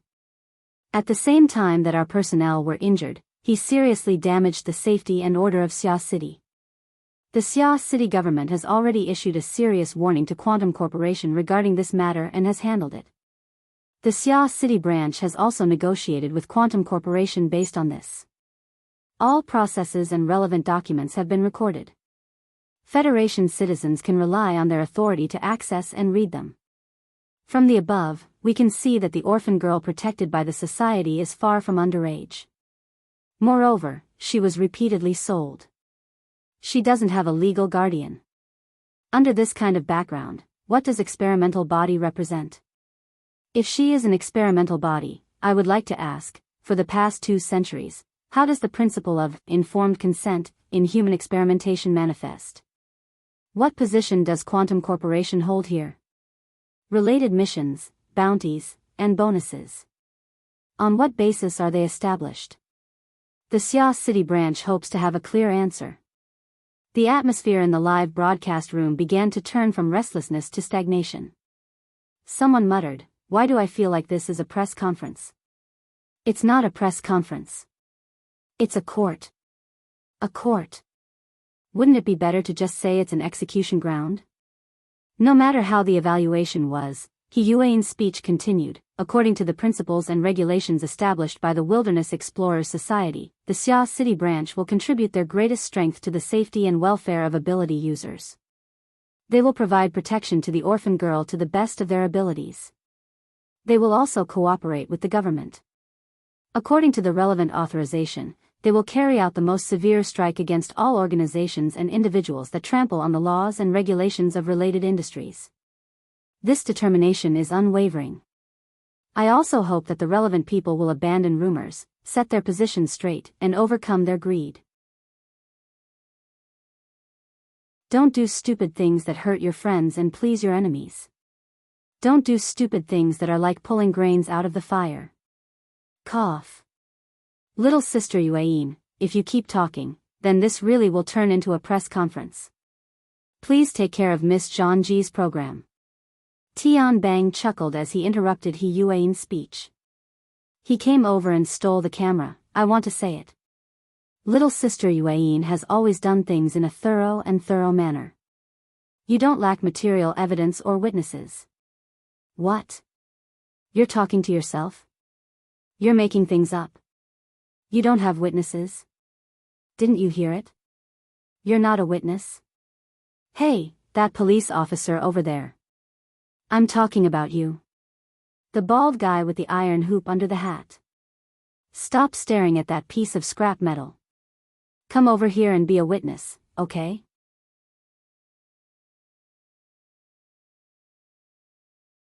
Chapter 5:10. The middle-aged man in the camera had a long and narrow face with deep eye sockets. His expression didn't change even when Tian Bang pointed at him. The audience in the live broadcast room were guided by Tian Bang's words. Most of them looked at the man's forehead. However, this man was wearing a police cap. The hood of the cap covered his face. From the angle of the camera, they couldn't see what was underneath the cap. Zhang Ji wanted to change the angle of the camera, but judging from Tian Bang's words. No, Tian Bang didn't even need to hint. As an outstanding streamer, Zhang Ji's brain contained the video data of all registered extraordinaries and the vast majority of B-rank powerhouses in the world. Under the new stimulation, she was able to confirm the true identity of the police officer in front of her in a flash. Oh my God. Zhang Ji unconsciously let out a low cry. Perhaps her reaction was too big, but it drew the attention of the police officer. His light brown eyes revealed an ice-cold ruthlessness. It was just like the silver metal headband that was revealed after he took off his police cap. The headband covered most of this person's forehead. Strange symbols were engraved on it, unrecognizable to ordinary people. Under the illumination of the lights in the room, the symbols protruded as if they could struggle out at any time. It was extremely mysterious. When this special metal headband appeared, all uncertainties came to an end. Iron Hoop Jean Tong. Extraordinary. The leader of the 5 metal hunting group. He was without a doubt one of the most powerful hunters in the world. This was a true powerhouse at the level of the Great 100. The number of viewers in the live broadcast room exploded by 50% in an instant. It had already broken 12,000 people. Compared to the number of internet celebrities in the world, this number was certainly a tragedy. But it must be known that this was already a fifth of the entire society. Jin Tong has entered Xia City. Gang Xiong just died. A storm is coming. No, the heavens are already crying from fright. I want to go to Xia City too. Jin Tong's arrival undoubtedly proved that the rumors of 2 out of 1,000 and 16 billion were correct in a realistic sense. Even though He Yuan had just expressed the firm attitude of the Xia City branch half a minute ago, it couldn't stop the crazy growth of weeds in the hearts of certain people. Xia City has Ouyang Chen and Her Majesty Empress Wu. Jin Tong has already arrived. There may be even more powerhouses rushing there. But I can always go watch the excitement. Besides, so many powerhouses have gathered in Xia City. What if both sides are injured? What if I'm a little luckier, and the fisherman really benefits from it? At this moment, it was unknown how many people were watching the live broadcast while booking flights to Xia City. Moreover, they were piously praying, "Fight! Fight! Fight!" It would be best if they fought until the sky turned dark, until the sun and moon lost their light. Only then would they be able to give opportunists like them a chance. Perhaps due to the prayers of tens of thousands of people, the atmosphere at the scene of death was indeed cold and stiff. This was especially true for Jin Tong, a dignified extraordinary, who had been exposed with a single sentence, and in such a mocking tone. Even if Jin Tong wasn't a vain person who cared about status and style, he still had a high self-esteem. It was just like how after his whereabouts were exposed, he took the initiative to remove his disguise and come face to face with her. He looked straight at Tian Bang. Youngsters these days grow their wings early. Deep Blue is indeed a nurturing place. Tian Bang faced the transcendent Belle's cold gaze, but he could still smile. Mr. Jin is much thinner than I imagined. You can actually still wear such a big headband. Presumably, you're interested in Deep Blue because you're in the health business. It looks like the information we heard wasn't without reason. He didn't retreat as he spoke. Instead, he advanced forward. He laughed as he took 2 steps to the side, blocking Jin Tong and the metal component on the ground. I heard that Mr. Jin's cultivation hasn't been smooth in recent years, so he blazed a new path and played with some fancy tricks. He started a prosthetic game on the members of his hunting squad. He's trying to correct his path and climb to new heights. I wonder how he's progressing. Jin Tong's gaze grew even colder. He didn't respond and directly moved forward. How big was the workshop at the scene of death? The group of people were very close. In the blink of an eye, the distance between Jin Tong and Tian Bang was already only an arm's length apart. But Tian Bang's expression didn't change. Mr. Jin's extraordinary power is metallization.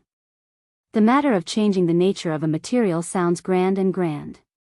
I just want to know, how should the relationship between the metal used for prosthetic games and Mr. Jin be expressed? Is it the kind of mysterious illusory wind that splits the mind and splits the soul? Before he finished speaking, a long sizzling sound rang out. It was as if a piece of red-hot iron had been repeatedly thrown into ice water. It brought about a great deal of bubbles and white smoke. At this moment, at least 20 layers of format fire soared in the space of an arm's length apart. Layer upon layer, they collectively constructed the tightest format domain. But Jin Tong was even faster than Tian Bang by an instant. He raised his hand without hesitation and exerted force. His palm suffused with a metallic luster stabbed straight at Tian Bang's chest. Dignity was one thing, and actual combat was another. Jin Tong didn't have the self-awareness of a traditional senior expert. When an expert clearly expressed hostility, whether it was a mutant or a burner, raising his hand and killing them was the correct choice. What's more, Jin Tong had an idea of Tian Bang's reputation, the first person below the extraordinary, the successful combination of the burner and the blood flame system, the most successful example of Project Deep Blue. All these titles combined together was enough to prove that his strength couldn't be underestimated. And there was also He Yuan at his side. A burner could launch a combined attack at any time, anywhere. It definitely wasn't as simple as 1 + 1 = 2. Of course, it wasn't complicated. Jean Tong had never felt that there was anything in the world more difficult than one's own cultivation. He was a fleshly body strengthened. Even after becoming an extraordinary, the gap between spirit and fleshly body had rapidly shrunk. However, his fleshly body was still his most powerful weapon. The stronger one was, the better one had to be at using it. Jean Tong's body had already become semi-metallic wherever his thoughts passed.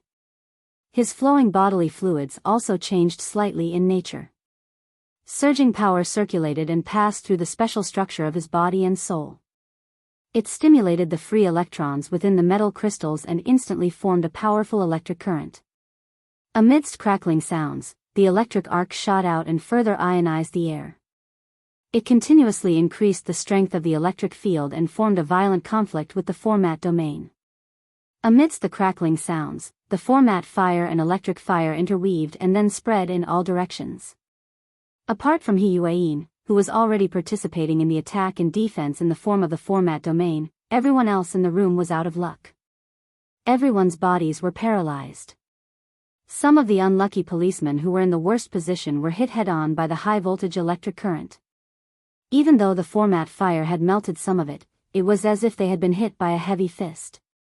They were sent flying into the wall and then fell down. At this time, their skin was charred black and on fire. It was unknown if they could survive. The electric field of the extraordinary domain wasn't actually good at killing, but under the coverage of the domain, the powerful ionization and electrolysis could destroy the basic structure of all matter and then reassemble it into a mess at will. The format domain was also seriously affected, and its structure was basically on the border of deformation and collapse. Jean Tong still had the strength to change the direction of the electric field strength. His energy beam took form, but the twisted arcs of light were like knives and whips. There was even a terrifying heat rising. Just by streaking across the air, a tyrannical aura of death came rushing over. Jean Tong controlled all of this from the center of the electric field. Wherever his thoughts passed, the lightning whips lashed out as they pleased. Even though the two peak burners were protected by the combined formatted domains, their arms, chests, shoulders, and cheeks were all left with scorched marks. Jean Tong aimed the killing power of the electric whip at He Yuan. As for the other, the metal structure in the corner warped soundlessly, turning into a narrow and thin blade. It shot up soundlessly and went straight for Tian Bang's lower abdomen. Everyone had to die in a specific way. Lightning flashed, and the killing intent was imminent. He Yuan had actually raised a metal blade with good conductivity, and Tian Bang seemed to be completely unaware of the killing intent that was so close to him. Let's end this. Jean Tong felt the cold and tight headband on his head, and his thoughts focused. But in the instant that the electric light completely tore apart the format domain, a new power came crashing down from above. Suppression. That power was so terrifying that it directly pressed down from above. It was majestic and magnificent, but it also perfectly matched the format domain. Under its guidance, the format of fire that had already been destroyed and scattered actually surged in an instant, as if a roaring active volcano was being suppressed. The extraordinary electric field domain instantly warped. Under the effect of the power, the floor beneath Jean Tong's feet was like rotten soil, or maybe it was simply melted. Having lost his support, he fell rapidly. It was only then that Jean Tong had a hilariously vigilant thought, which proved that even his spiritual will had been disturbed in that short period of time just now. The moment the sense of danger arose, alarm bells rang. As one of the most outstanding hunters, Jean Tong instinctively wanted to retreat, or at least break away from this completely passive situation. But his opponent didn't give him any openings to exploit. That power was truly integrated as one, piercing straight down from the top of his head. The pressure skyrocketed until the high temperature rolled in reverse, lightning coiled around his body, and the electric field swayed chaotically. Jean Tong growled in a low voice. He had already used an explosive secret technique to resist the tremendous pressure that was pressing down. The power of pressure and recoil intersected, and the entire office building he was in seemed to be filled with gunpowder. Dozens of floors collapsed one after another, and sparks shot out in all directions, blasting hundreds of meters away. The surrounding buildings were all shaking, and large pieces of glass walls cracked at almost the same time, raining down a storm of shards. The 75th floor of the office building swayed at an angle of almost 30 degrees. Zhang was hit head-on by the shockwave and fell into a corner. She was so confused that even the camera crashed into the wall. Fortunately, she relied on her professional instincts and quickly moved her hand over to act as a buffer. She also grabbed the camera in time to ensure that the thing that made a living could still be used normally. Fortunately, the floating camera had been modified by a famous expert, and it could still maintain its working state in such a tragic electromagnetic field. Only the internal light sensors and corresponding components were operating crazily, barely digesting the stimulation of the strong light and the shockwave, restoring a relatively clear image to the live stream room. The live stream room, which had gathered nearly 15,000 people, was completely silent. The streamer didn't speak, and most people forgot to join in.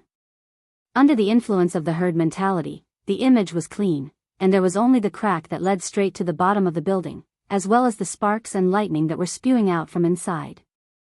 It was like an active volcano in the city. And from this bottomless crack came Jin Tong's slightly hoarse roar. Wu Zhao. The sound and visual effects aren't bad.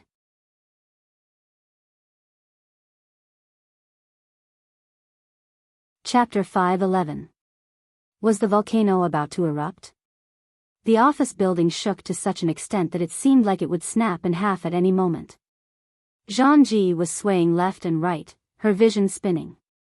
But half a second later, she successfully controlled the floating camera to fly out of the window.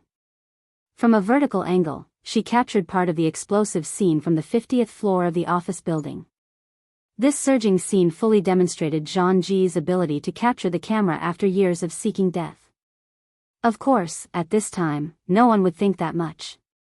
Most of the viewers in the live stream could only stare dumbfounded at the high-rise office building. From the base to the top, half of the building had been washed by the shockwaves of flames and lightning. From this scene, it could be seen that Jin Tong had been struck from the 75th floor all the way to the surface. He was more than 300 meters high, and the floor slabs, steel bars, metal frames, and so on were destroyed. Moreover, this did not include the number of people who might have died inside the building. This was a battle between extraordinaries. For most of the viewers in the live stream who paid attention to the battle results, this was not the first time they had seen extraordinary spar, fight, or even fight to the death. But that was because they had to rely on advanced video technology to watch relevant videos, highlights, and so on. There were less than 100 extraordinaries in the world, so it was impossible for them to be their live stream guests all the time. A very small number of people would occasionally be lucky enough to see a live broadcast, which was enough for them to savor for 3 to 5 years. But now, a true extraordinary level battle was unfolding in front of their eyes. On one side was Iron Hoop Jin Tong, one of the strongest wild hunters in the world. As for the other side, the name Jin Tong shouted had already revealed who his opponent was. Her Majesty Empress Wu. Ever since her battle with the High Priestess of the Public Church 2 months ago, announcing to the world that she had become an extraordinary, Her Majesty Empress Wu had finally revealed her extraordinary power to the world once again. Compared to the unfathomable mysteries on the spiritual level, there was no doubt that the current scene of buildings collapsing and mountains shaking was more in line with the aesthetics of the general public. Under the constant shaking of the camera, the number of viewers in Zhang Ji's live stream broke through from 15,000 to 20,000 in just a few seconds. Then, it continued to skyrocket. By the time the dust at the bottom of the stairs blocked everyone's view, the number of viewers watching the dust-filled scene had already exceeded 28,000. This had already exceeded 40% of the society's membership. On one hand, one could see how attractive a battle between extraordinaries was. On the other hand, one could see that the Xia city disturbance possessed an astonishing level of popularity. This was the reason why such a large number of spectators could explode in such a short period of time. Zhang Ji had not paid attention to the situation in the live broadcast room for a long time. In a dangerous building that could collapse at any moment, she could only try her best to calm her heartbeat. At the same time, she prayed to the gods around her, hoping that the main battlefield between the two extraordinaries would appear in the area her camera could cover. Of course, this was just wishful thinking. For extraordinaries, the topography of an office building was never a reason to restrain them from using form displacement and transposition. If they wanted to, the entire Xia city would become their battlefield. How could a puny little streamer determine the direction for two extraordinaries? But just as Zhang Ji was gasping for breath and praying, someone suddenly grabbed her by the shoulder. The person's posture was very intimate, and he even blew a breath of air into her earlobe. "Oh, Zhang Ji. Don't be nervous. A beautiful and dedicated streamer like you is very rare in this world. The heavens will certainly make your wishes come true. Major General Tian." Zhang Ji didn't care that Tian Bang was taking advantage of her. She was just angry that this fellow had disturbed her work. Tian Bang chuckled as he stuck close to her. He continued to give her advice. "You must hold the camera firmly. You can't miss out on a wonderful scene." What did he mean? Zhang Ji was stunned for a moment. Then, she saw a blurry figure soar into the sky amidst the dust and smoke that filled the sky. It was Jin Tong. Given Zhang Ji's strength, it would be very difficult for her to keep up with the speed of an extraordinary if she really wanted to dash forward like a hurricane. This was the case even with the assistance of a camera worth millions. But at this moment, Zhang Ji could clearly see Jin Tong's figure soar into the sky. She also saw the figure's speed grow slower and slower. It was as if his momentum had come to an end, but it was more like he was being forcefully restrained by some invisible force. It was clearly not the gravity of Earth. It was an even more unyielding and direct force, an even more terrifying and tyrannical force. In the next second, Zhang Ji saw Jin Tong, who had reached the end of his ascending momentum, become like a deformed baseball. He was fiercely struck by an invisible club. A powerful force poured into him, sending him flying. His speed had increased explosively by more than 10 times, 100 times. In the face of such a terrifying acceleration, the originally continuous footage became disjointed. In that instant, the vast majority of people only heard the sound of an explosion. They saw the cloud of the sonic boom explode and the dust and smoke in that area disappear. Jin Tong's figure had disappeared. Zhang Ji's vision blurred. She could no longer see Jin Tong's figure. Here. At this time, Tian Bang, who was still maintaining an intimate posture, gently held the back of her neck. He exerted a little force and gestured for her to shift her line of sight. The corresponding camera also shifted accordingly. Half a second later, the tens of millions of dollars worth of camera automatically focused. It happened to capture the figure that was fiercely bounced off the glass wall of the building a block away. Bounced? That's right, bounced. This scene, the awkward scene, almost made some of the OCD viewers vomit blood. Zhang Ji's logical thinking was also almost messed up. Fortunately, she was definitely not a vase that only knew how to act cute. On the contrary, she was an excellent streamer with very solid professional knowledge. While most people were still doubting their own eyesight because of the absurd scene in front of them, Zhang Ji had already calculated the kinetic energy that Jin Tong carried at that moment based on the distance between the two buildings, the flight time of Jin Tong, and his approximate weight. Jin Tong's weight was about 80 kilograms, and his flight time was about 0.5 seconds. He was already a block away, and the straight line distance was about 1,800 meters.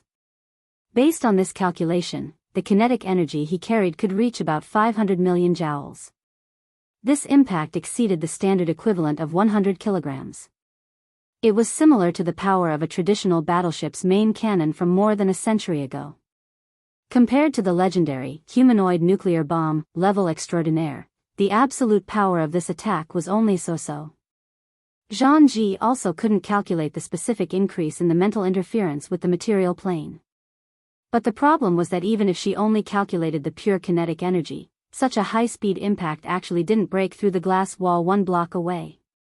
This was something that shouldn't happen in the normal world. Since it had already happened, it proved that the rules of the area she saw had already invisibly changed. Did the buildings suddenly get strengthened, or did Her Majesty Empress Wu directly change the direction of the force? She couldn't get an answer, but the direct result of this scene was, all the pressure brought about by the conversion of kinetic energy was borne by Jin Tong's body to the greatest extent. Being hit by a main cannon and having a cannonball explode in the stomach were two different things. If a standard equivalent of 10 kilograms was effectively used on a coin, without considering the wear and tear of the coin itself and its travel route, it could theoretically make this thing fly out of the Milky Way galaxy. 10 times the force was used on Jin Tong's body without holding anything back. Even an extraordinary would find it hard to endure such a tragic result. With a puff, blood splattered out of Jin Tong's eyes, ears, and nose. His eyeballs were about to pop out, and his thin and long face was contorted from the pain. His exposed skin was instantly smeared with a layer of red, and it was unknown how many of his capillaries and skin tissues had collapsed. As for the extent of the damage to his internal organs and bones, only Jin Tong himself knew. It was very difficult for outsiders to see the limits of an extraordinary. Just like at this moment, Jin Tong was suffering from all sorts of injuries. But in the blink of an eye, a hoarse and violent roar rang out. Jin Tong screamed as he curled up and shot out with all his might. Ah!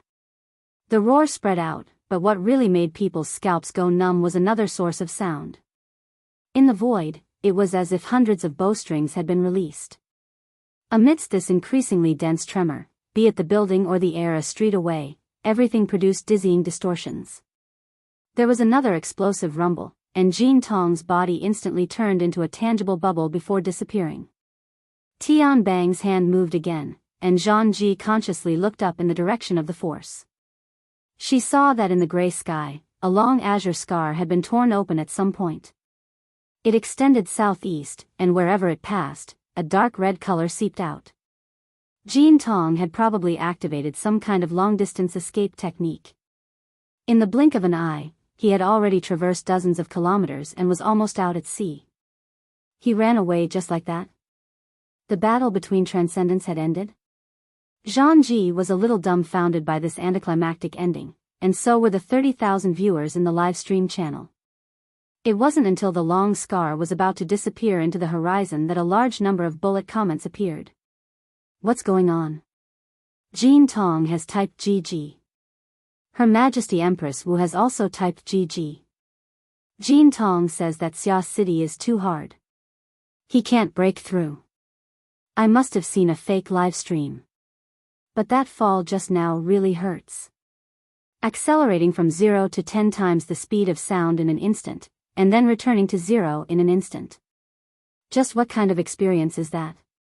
Teacher Jin Tong can give lessons in the future and impart his experiences, but does he really know how Her Majesty Empress Wu did it? The surging bullet comments were already mixed in with the comments of many powerhouses. There was no lack of mockery and ridicule among them. It was true that Jin Tong's performance today was worse than dog shit. From start to finish, one of the best wilderness hunters in the world had been completely controlled by Her Majesty Empress Wu. He had completely lost the rhythm he should have had. Was Jin Tong not at his best, or was Her Majesty Empress Wu's strength beyond imagination?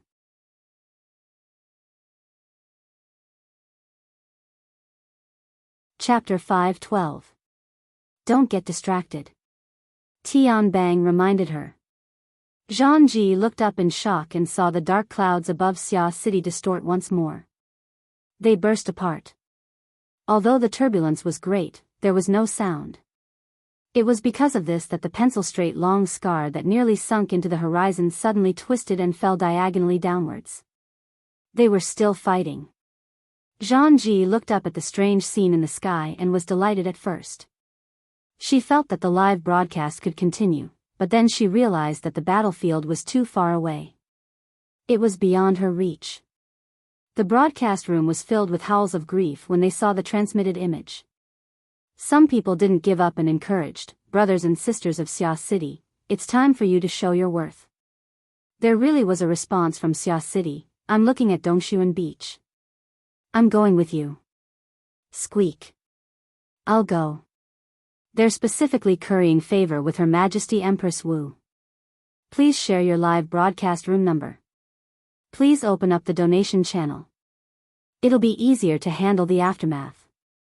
No matter how noisy the broadcast room was, Zhang was very anxious. She looked all around, trying to find a miraculous way to rush over. At this time, her earlobes heated up again. Tianbang continued to tease, "Do you need a ride? I just happen to have a flying car. I can just go downstairs." Zhang turned her head. After being taken advantage of for so long, she finally saw Tianbang's face after the battle. Tianbang was actually in a sorry state at the moment. His hair was a little unkempt because he was directly facing Jin Tong's extraordinary electric field, and there was even a scorch mark on his face, adding some blood and fire to his sunny, boyish smile. Of course, it also revealed part of his true nature. Zhang blinked. The bit of emotion in her heart was quickly diluted. Doubt surged in her mind, and the vague thoughts that originally existed gradually became clear. "You guys, shoo. You can't use the word we carelessly.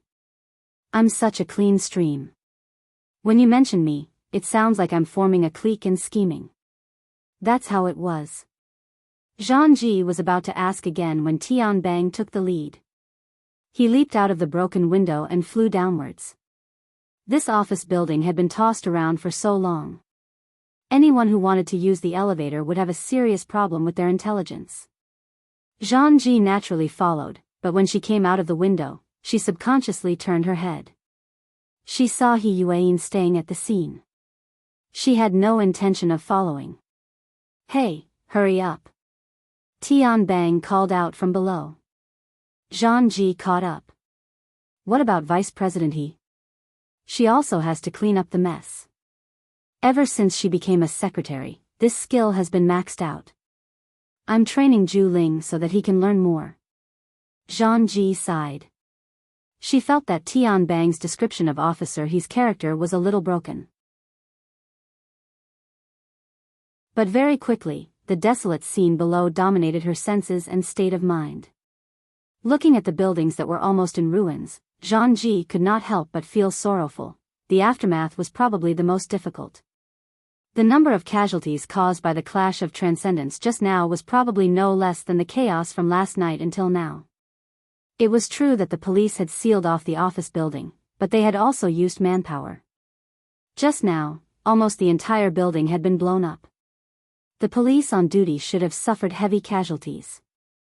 Just as she was thinking, Zhang line of sight coincidentally cut into the broken window of the dilapidated building. She caught a glimpse of a young policeman sitting on the ground in a daze. Clearly, he was stunned by the scene just now. But the key point was that he was still alive. It was not just this person. Along the way, Zhang saw more and more policemen. There were not many normal people, dazed, stunned, crying, laughing, but they were all alive. Although it was not pleasant to hear, Zhang still had to say that this was the biggest abnormality. Zhang was also stunned. They again. Zhang took a deep breath and ignored Tianbang's joke. She asked directly, how did they survive? She knew herself.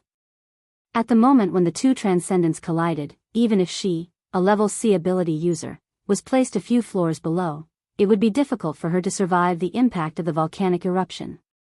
If there were dozens or hundreds of policemen in the building and only one person was lucky enough to survive, it would be acceptable. But if dozens or hundreds of policemen all died, it could only mean that there was a force more powerful than the goddess of luck at work. The camera that was synchronized with Zhang line of sight also showed the situation in the dilapidated building to the live broadcast room. D***men, I clearly saw someone being blasted out of the building by the shockwave, and there was more than one. Where are the corpses? There are no corpses, but a few people successfully landed in the air. There are also the new generation of iron men and poor conductors. I feel like I won't survive. The inner world has already been crushed by the military and police's combat power, right? The waterfall-like bullet screen was mostly filled with exclamations of admiration and ridicule. Compared to this, the comments on the forums were a bit more practical. Someone deduced, take care of this lowly person's weak logic. I would rather believe that when Her Majesty Empress Wu made her move, there was someone by her side to protect her. A certain Xia City ID made a direct judgment: the Empress Wu is in charge of offense and the President is in charge of defense. The Empress Wu is in charge of external affairs and the President is in charge of internal affairs. There's nothing wrong with that. Are you talking about Ouyang Chen? It makes sense if he was the one providing support. It would be in line with his usual style. This way, we can explain things to the government and the military. With the confluence of the military and government forces, does Xia City really want to play independent? It can't compare to some headquarters. They sell their bodies to lick the boots of others while they're at it. Xia Chui is inflated. It's full of farts inside. Motherf asterisk cur. I'll give you this. Which bastard was the one who leaked the 2000s? Several floors later, the map rumbled and exploded. At this time, those who still persisted in rational discussion belonged to the outliers. Someone in the middle asked weakly, what if Her Majesty Empress Wu did all of this by herself? What does that mean? This was originally a very good question, but a certain ID cut in at the right time and analyzed the overall situation. His mouth was very big, and his tone was even louder. Xia City probably wants to establish its might. Ouyang Chen and Yu Gang are certainly involved in this plan, and they most likely didn't play a good role. Establishing its might is especially effeminate. Can it really frighten people without the deaths of millions? F***CK, the person above just opened his mouth. That's awesome.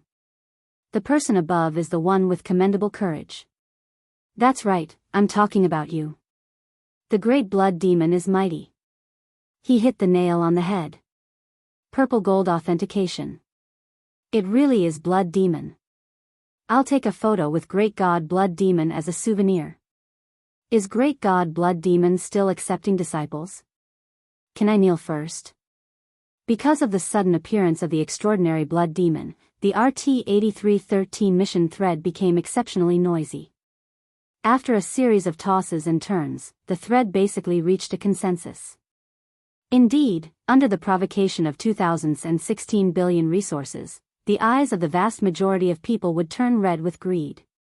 If Xia City was suspected to be an allied power and haggled over the lives of people at this time, it probably wouldn't serve as a deterrent. Instead, it would encourage the greed of certain people and nurture their wishful thinking. So you're saying that Jin Tong can also retreat unscathed? Most likely. How many extraordinaries are there in the society? If one were to be cut down just like that, the pressure on Xia City would be enormous. In the thread, someone had already posted a crying laughing emoji. Thanks to the Great Blood Demon's auspicious words, I will immediately book a plane ticket to Xia City. When I return, I might even be able to get the treatment of being escorted out of the country as a gift. Shameless as the person above. Will you allow me to tour Xia City with you? Let's go together. One-way plane tickets should be enough. Dog fart. Pure trash. Zhang Yingying was still spinning around on the Huanhai Highway due to the problem of the journey. She was already very annoyed, but when she saw the message on the forum, her anger surged. She smashed her fist on the steel plate of the car. There was a loud bang, and the place where she smashed her fist made a deep dent. This is an armored car. The corner of the special police officer's eye twitched, but he didn't dare to say anything. Zhang Yingying's anger had yet to subside. She smashed the car 2 more times.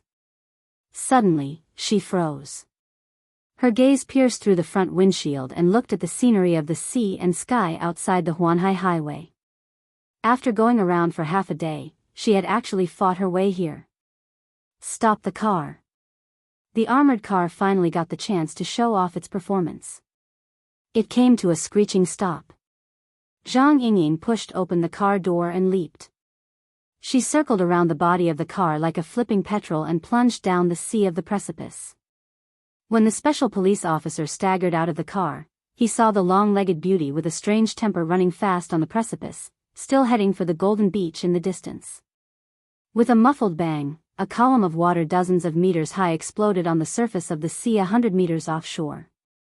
The surging waves and the splashing water droplets almost slaughtered all the creatures in the surrounding water, including the undercurrents in the deeper water.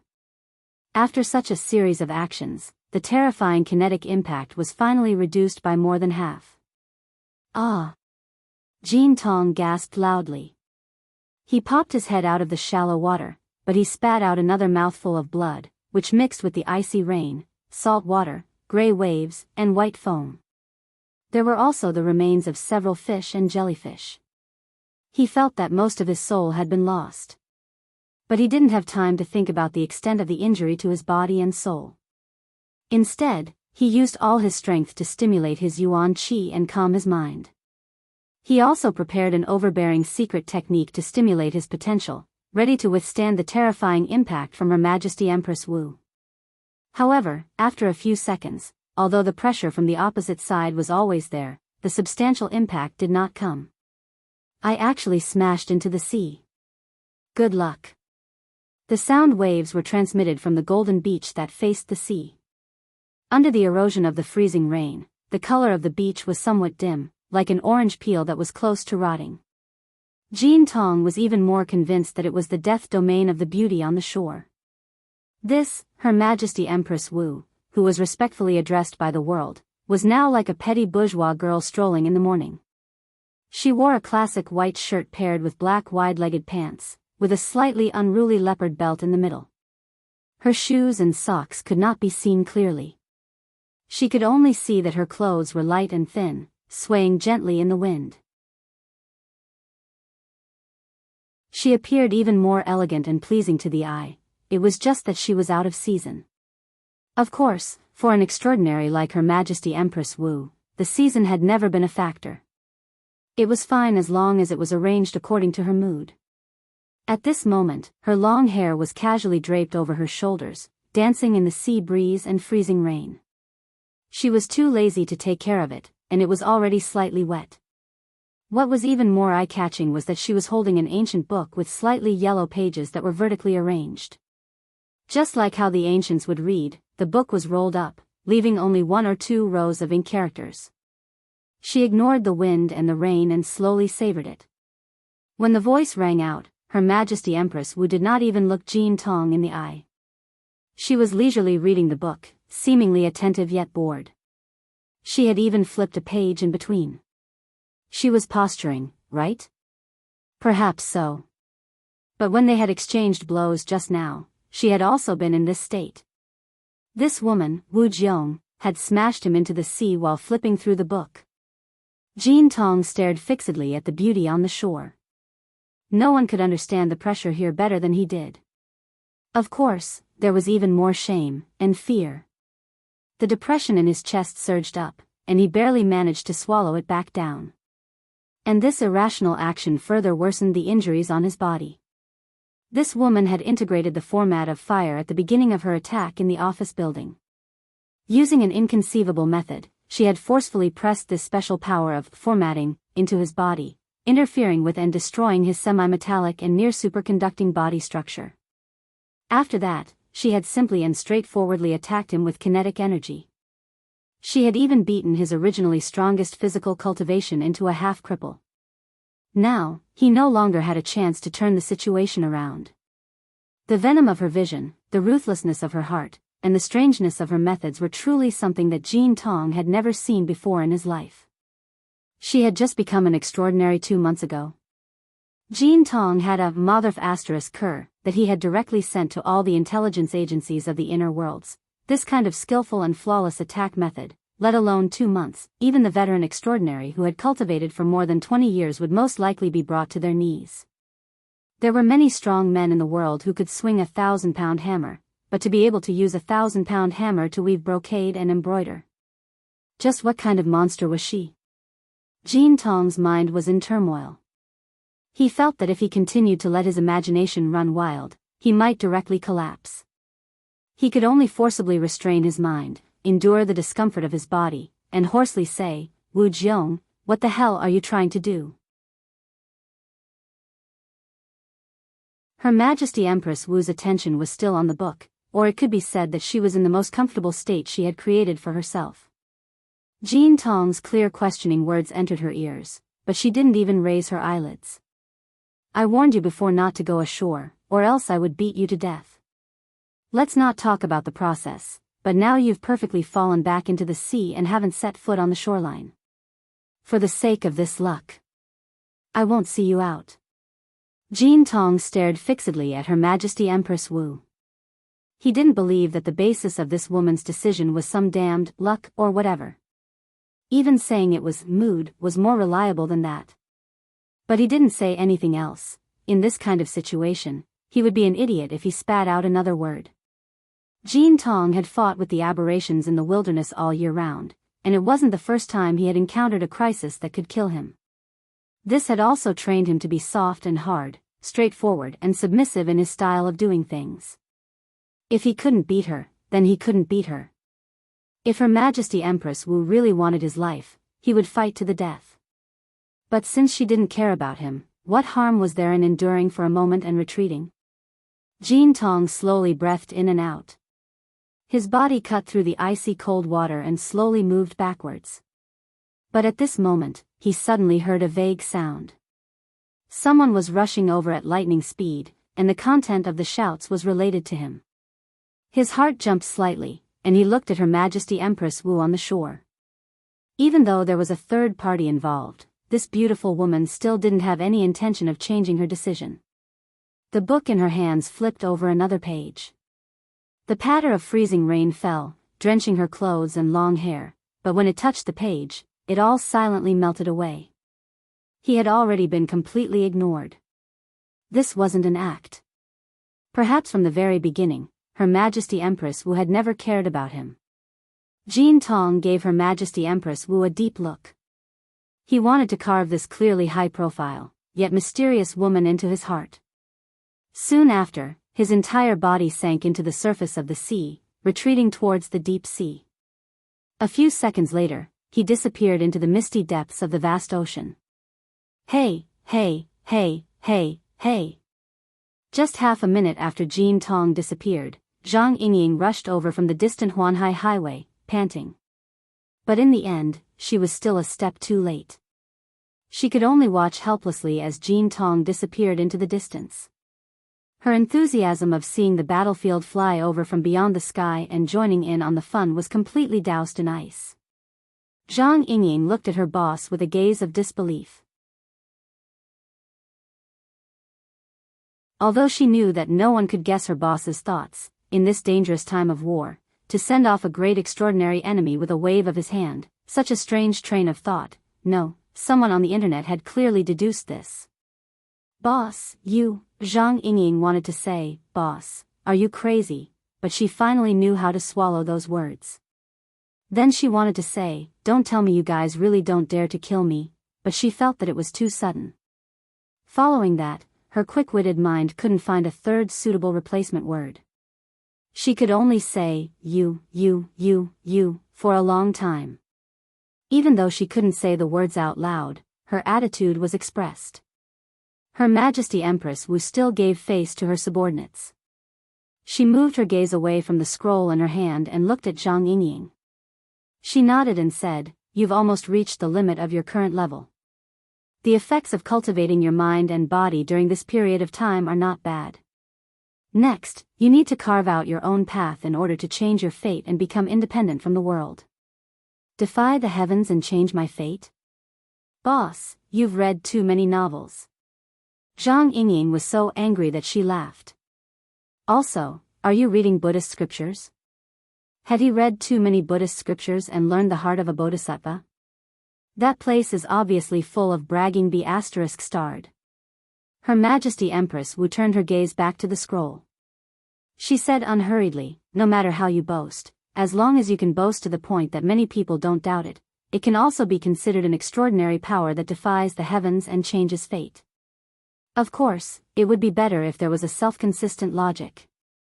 Considering that this is the result of an uncivilized civilization, it's not unreasonable to raise its value a bit higher. Ah, Your Majesty, I'm not discussing Buddhist scriptures with you. You said it first. Then I'll tell you now. Why did you let the enemy escape? Answer me. Indulging the enemy? I didn't. You're still saying you didn't? I saw it all. That Jean Tong escaped right under your eyes. Didn't you see the comments online?